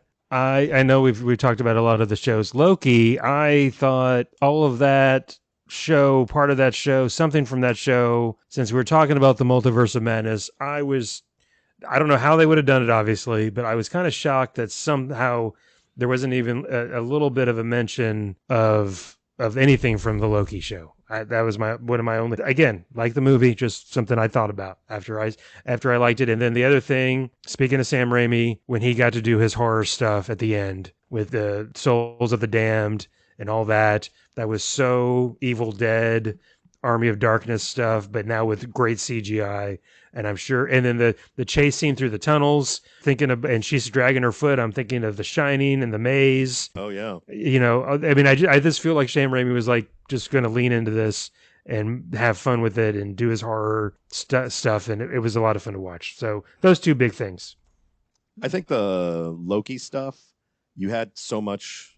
I don't know. I mean, they could have thrown something in there and it would have been great. But I do love how they set up the multiverse in Loki. And then you've got Wanda kind of touching on things a little bit with the worlds that she creates. And then moving into this, knowing full well that I think it's in Ant-Man, whenever that comes out, that Kang the Conqueror is going to be the bad guy. And that Kang the Conqueror is going to be the bad guy for however long that they're trying to do this. He's the next big bad. Yeah. And I love that because I can't remember the actor's name, but what he did in that small little role in Loki, that one little bit that he had. Oh my God, he was brilliant. Awesome. Jonathan something. Anyways. He was brilliant. It was amazing that go ahead. And they've already said that that's not going to be the version of Kang. Clearly not. That they're dealing with. That's the closest to a good version of Kang. Yes. And then moving forward, like what it becomes and what they do. I love the way they're building, the world building they're doing for this phase to get to wherever they're trying to get to. Yeah, I think it's going to culminate with Cosmic Odyssey, right? That's probably what they're aiming. I don't know what that is. It's a DC comic we read. No, it's a Marvel comic we read. No, Cosmic Odyssey is the one with Batman and Darkseid and the anti-line equation. I'm confusing that with. I'm sorry, you're right. Which is the one? Avengers Forever. That was the one I was looking at. They're going to do Avengers Forever. Sorry, I was dunking on the wrong comic. Do I need to go back and listen to an episode of the podcast? You should go back and listen to all the episodes of the podcast. I do listen to y'all while I'm working, and then I'll get in the middle of a task and then be like, wait, what the hell did you just say? And have to go back and rewind for 20 minutes to figure out how y'all got there. But the world building that they're doing, enjoyed what they made here. About the multiverse, I love the fact that they established that this is 616, and there is no refuting that. There's nothing ever published in book form that says that it's something like 29999 or something like that. No, you're clearly you're good buddies with Feige, so you are there's a wonderful thing, and I did a little rant recently on our group text just to clue anybody listening into what's going on here, that the 616, as Hav and I have discussed often, is the main comic book universe where all the comics we mostly read and all the source material that they're drawing from comes from. This is the second time that they've called the 616 the MCU in this movie. And I read a great article recently that the young lady playing Miss Marvel has told Feige, because she's a little nerdy girl, like I'm a giant nerdy dude, that the 616 is the comic universe and that is not the movie universe. Yeah. Well, and apparently the young lady that plays Kamala Khan is also a big comic book person. I wonder if she's told them the same thing too. You want to take that one, Caesar? So you might want to rewind this about 10 seconds because that's just what he said. Oh, I thought you said the one that played Miss America. I'm sorry. I thought you were talking about Miss America. I thought you said Miss. I thought you meant Miss America. I'm sorry. That's okay. I'm sorry. I thought you were talking about America Chavez, Miss America. Okay, go ahead. Sorry. No, just Kamala Khan, who is Ms. Marvel.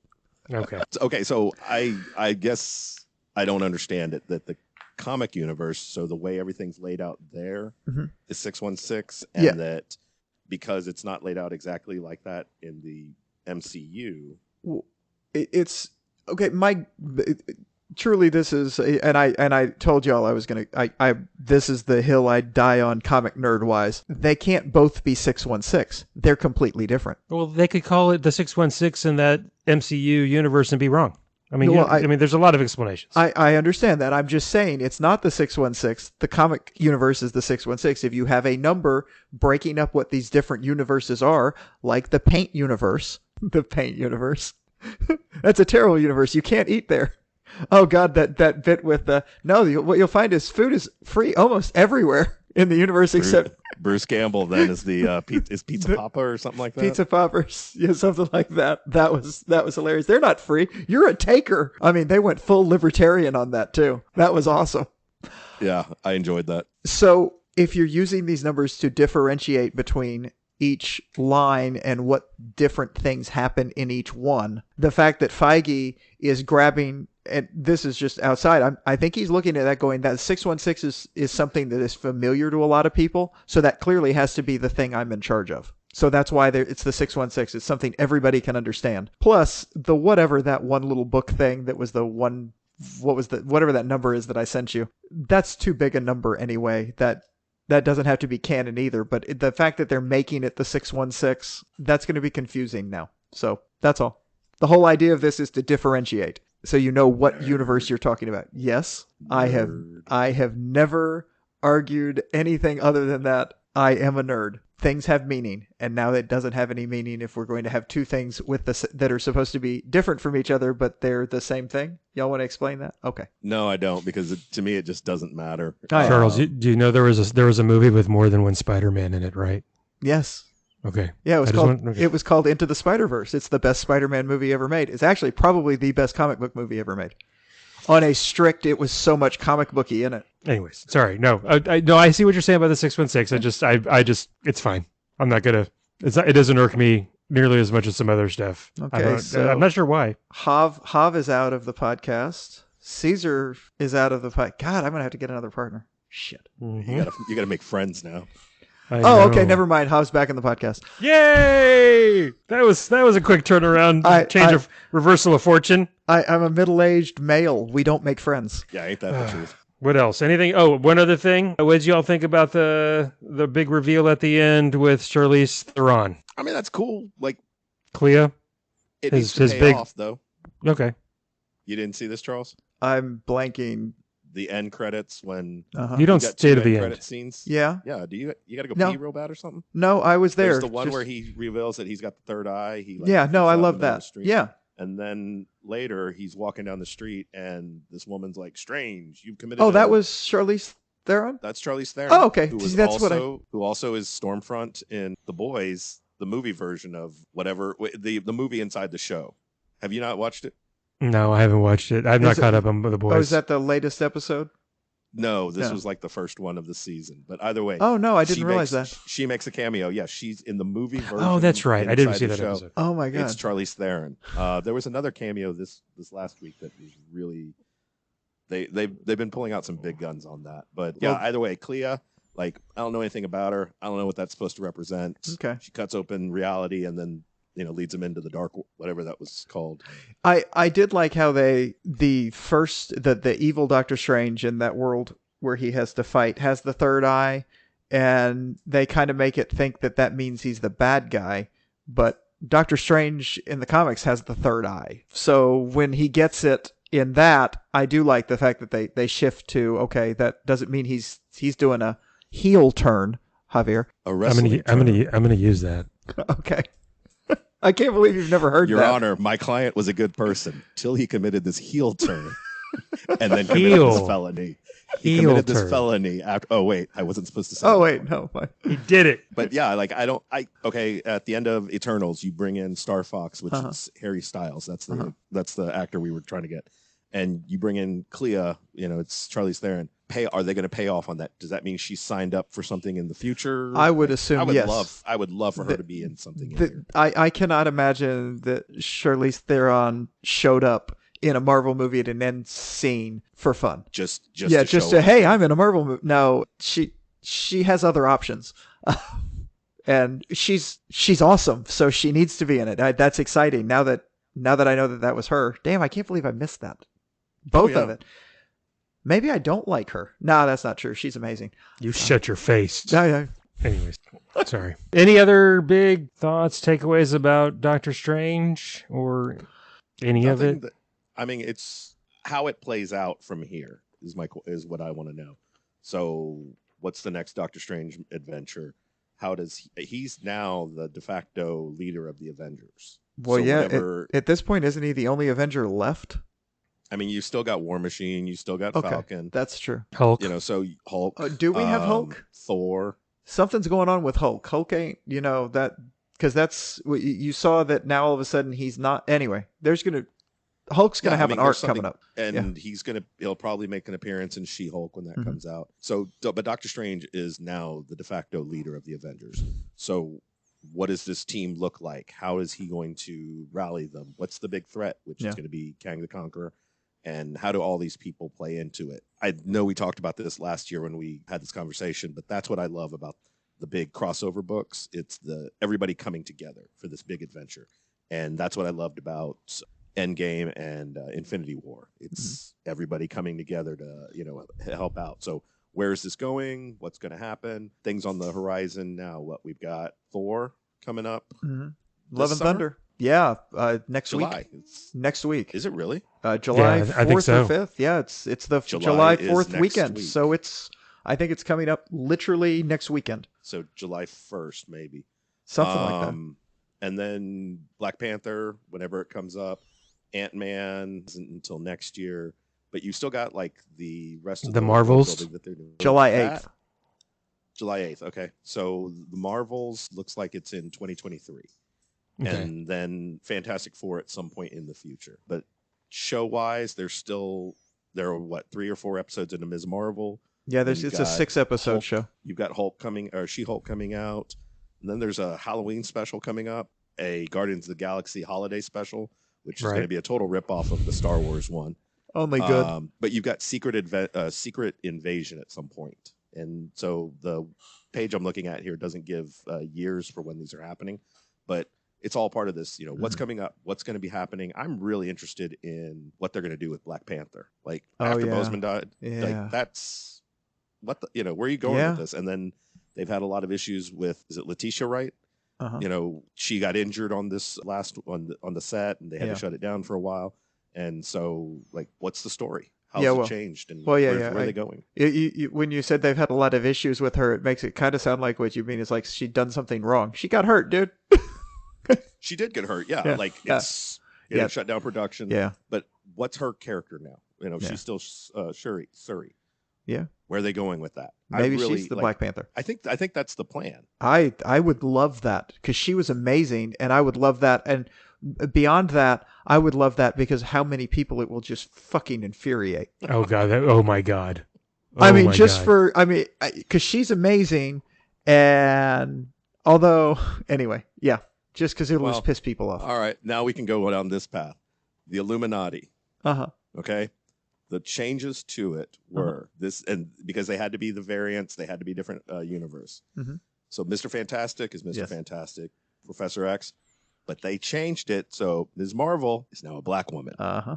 And how many people did that? Every time they do something like that where they switch a gender or they switch a race, people go ape shit. Well, they were already pissed off that they made Captain Marvel anyway.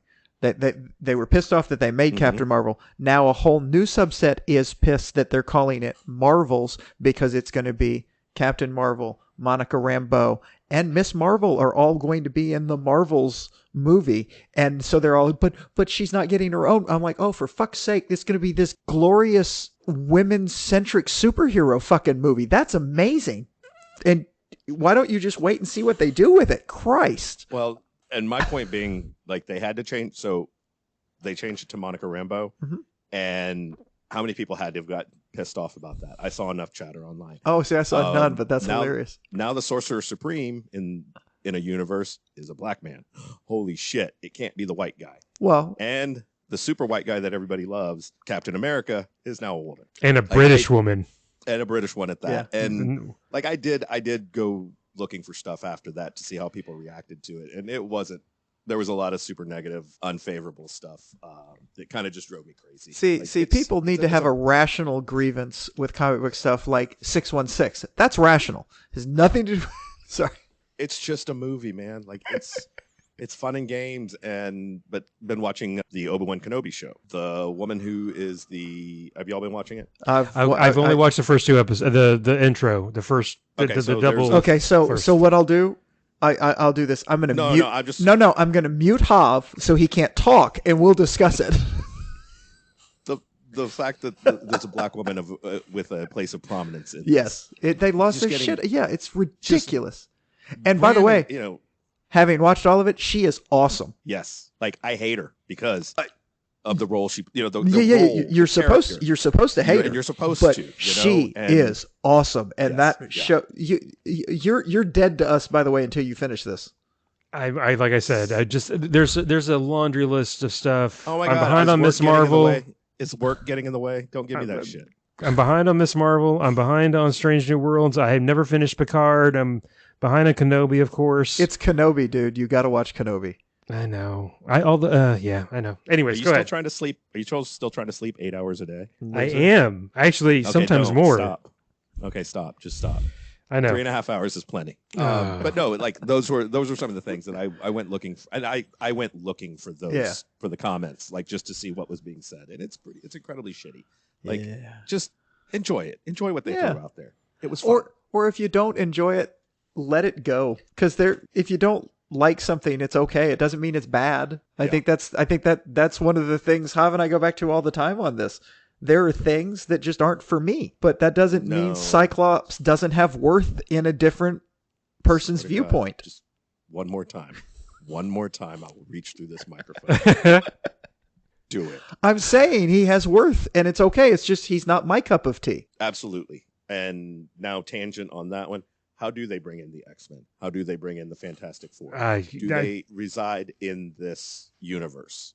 And I don't know. They're going to need a real good answer. They had a lot of good fun talking about the problems with people incursions and what an incursion can do to mess up things. They were kind of seemingly alluding to the fact when they destroyed the Ultimate Universe, basically what happened is the 616 and the Ultimate Universe crashed together, and that turned into what did they call it? Oh, Secret Wars 2. Actually, Secret Wars 3. Okay, I'm going to slow down the nerdery for a moment. So that was kind of an incursion because they literally crashed the two together, and then they had this whole thing, and then they ended up with just the 616 with Miles Morales pulled in.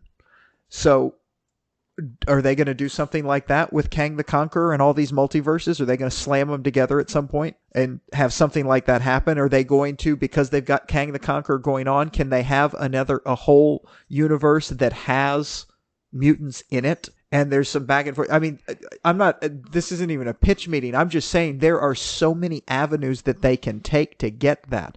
They could do Hav's brilliant Fantastic Four idea where that Fantastic Four were actually a group that was in the 60s and they went into the microverse and then they popped back out in 2023 when they come out, and all of a sudden it's this whole Fantastic Four group from the 60s that was barely a blip for a minute, and we're in that scenario, Hav. Are they already the Fantastic Four with their powers, or it's the comic books from the 60s. Reed Richards is Mad Men, chauvinistic pig, and just talks down to Sue, and everybody's to the umpteenth degree, and it's a fish out of water. Basically, is what my idea is. Yeah, basically it's the Venture Brothers take. Yeah. Okay. That was my idea. Just how to get. That was before the multiverse was introduced and everything. But I just then and the micro whatever with Ant-Man. But no, you're right. How they're going to draw in the mutants, introduce a Fantastic Four. Those are the two big properties that got to be crammed in here somehow. It's going to be interesting. I trust them to do it right. Eternals was a miss.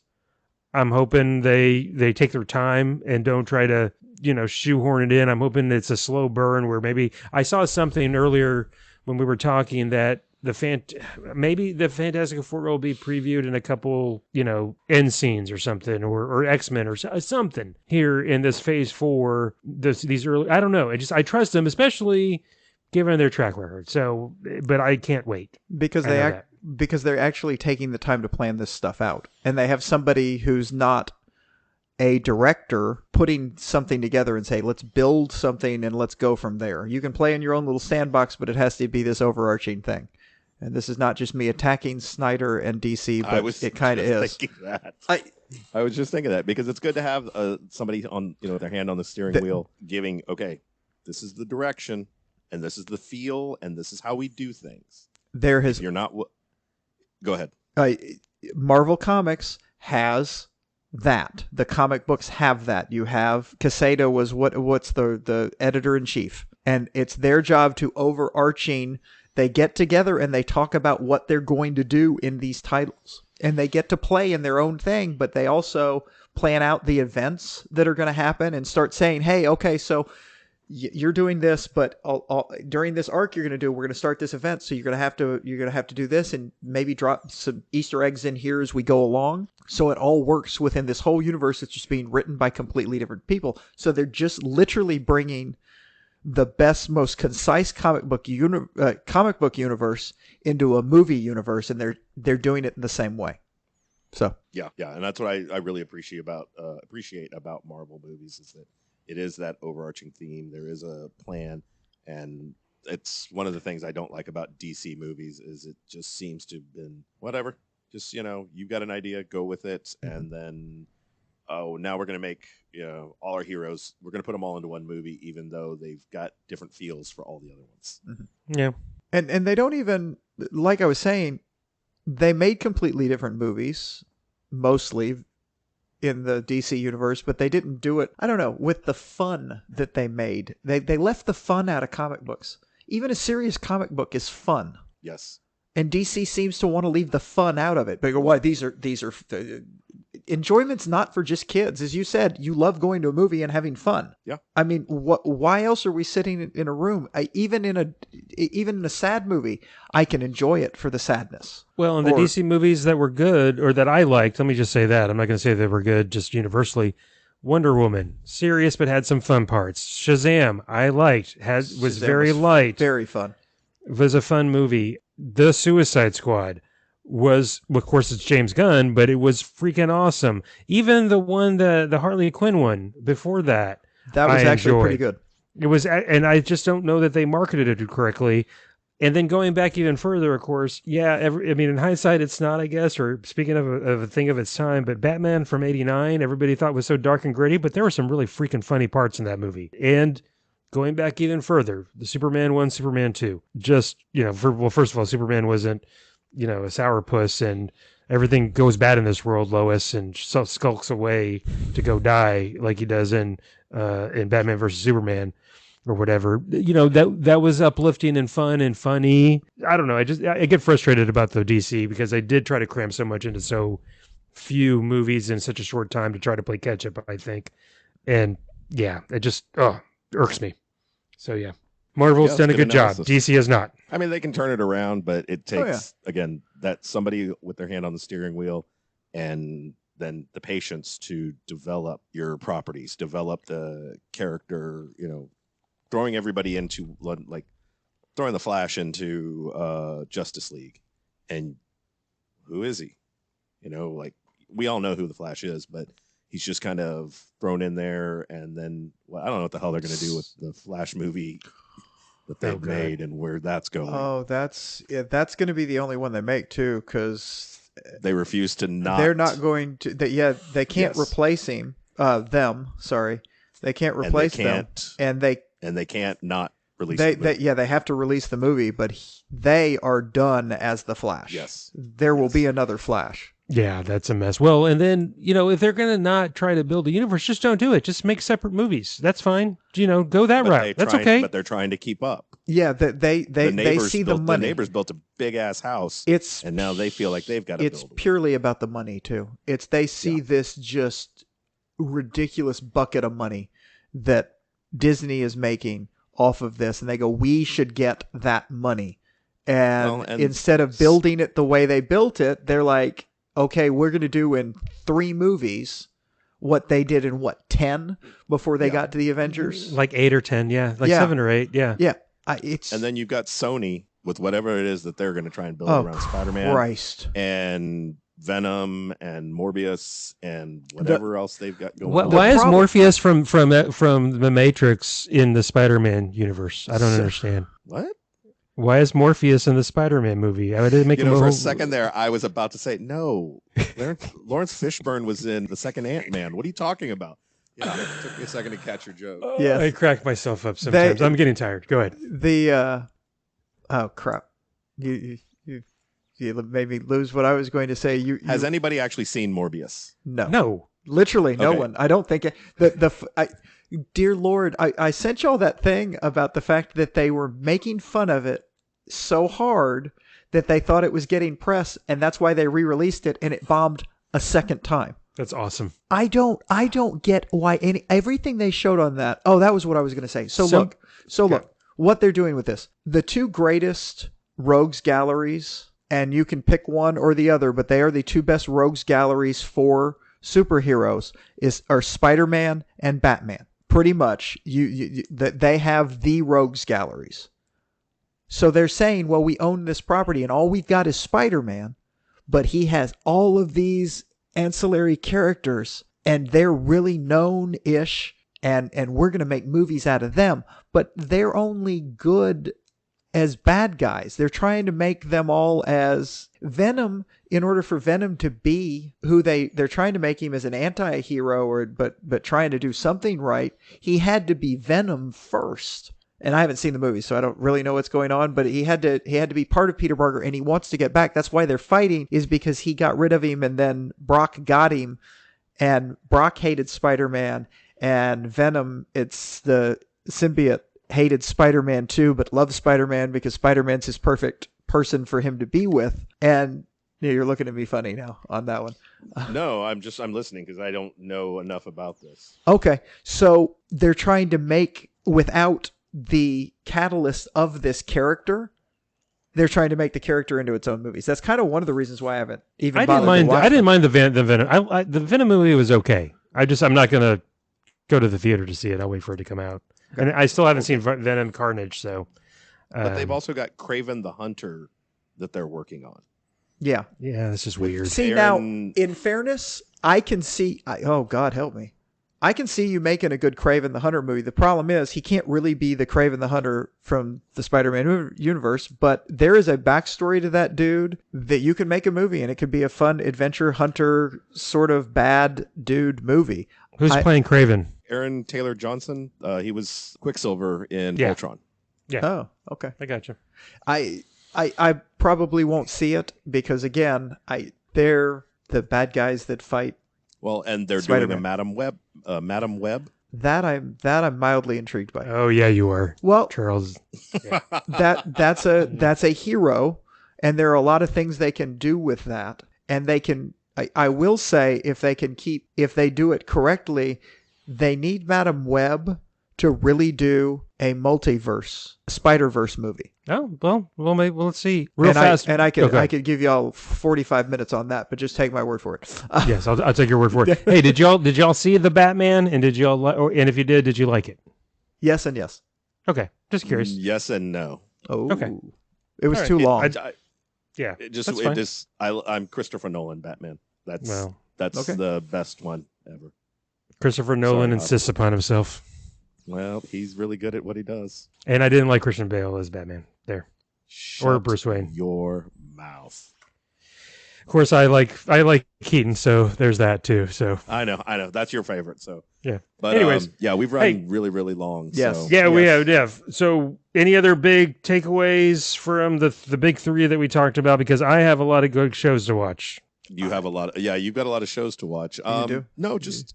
I enjoyed the movies. I enjoyed getting back on here with you guys. Thank you very much for having me and having patience with me to make time to do this. Sorry, it only took a year. I truly appreciate you did this. We've been looking forward to it. Hav has been schoolgirl excited for you to I can see you waving the hands, Hob. It's pretty awesome. For you to be on here, and I have too. We because we really liked that bonus episode like this one is last year, and it was a lot of fun. It's always good to talk to you. It's always good to talk to you. This one's long enough. You can break it up into a couple episodes. It's going to just be one long pod. There you go. Nice. Well, no, thank you. Yeah, thanks Caesar for doing it. I was looking for. I liked breaking it up, and I like talking about. I'd like to do this maybe more often, but I know schedules sometimes don't permit. So I really was looking forward to it, and I always like talking to Charles. But come on, let's be honest. We talk enough. It's good to throw something different in the mix. Thor. I was going to say Thor, and if we want to hold off till November, that's when Black Panther Wakanda Forever is supposed to be coming out. Oh, is it? November 11th, 22. Or we could just do Thor and then that, if we could squeeze that in. I'm just assuming that, time might be a crunch, but no. If we could figure it out. That's true, but yes, we should definitely continue doing the movie pods. Absolutely. Yeah, if we can, please. Yeah. So Thor's the next one up, and So we'll play it by ear. We're not married to when we're doing the next one, but we will continue to do bonus pods. Will we continue to do bonus pods? Which by the way, speaking of numbers, it throws off my numbering for season and episodes, and it just drives me crazy. He's got the 616 thing. I got season 2, episode X, Y, Z, and then he just throws in bonus pod. Yeah, Drives that's me why crazy. we did this, to mess with you. Yeah. And just another idea, just to throw it out there. And I know we got the movies. Look, there's a ton of shows that we've all watched, and we kind of touched on a lot of them. WandaVision, Falcon, Winter Soldier, Hawkeye. We didn't even freaking talk about Hawkeye during Christmas time. Oh my God, that was awesome. Miss Marvel's out right now. The Boys is just freaking off the rails what I've seen this past season. Do you think it's extreme? This week is Herogasm. Yeah, okay. No, and y'all haven't read that, have you? Mm-mm. No, but I've seen a few things that Okay. They're putting out warnings before. Oh, they ought to be warning if they're going to do anything close to anything that went on in that fucking comic. There should be some warnings. I mean, so there's just stuff out. Like if we ever wanted to, Doom Patrol is another show that I love. There's a lot of shows out there that we could talk about if we wanted to do this again before, during, and between movies. But yes, if we want to go see Thor together, let's pick a weekend. Yeah, let's see how things shake out in July, and then I'll get you a mask. Yeah, I'm triple vaccinated. I should. I hope. I'm sorry. That was just teasing. But yeah, thank you again, guys. I do appreciate you having me on. I've enjoyed this very, very much. And to everybody that's been listening, and if you've listened this whole time, holy crap, you're awesome. Thank you all for listening. I know I appreciate it. I know Charles and Caesar appreciate it. And yeah, thank you for tuning in. Yes, thank you very much. Bye, everybody. Bye!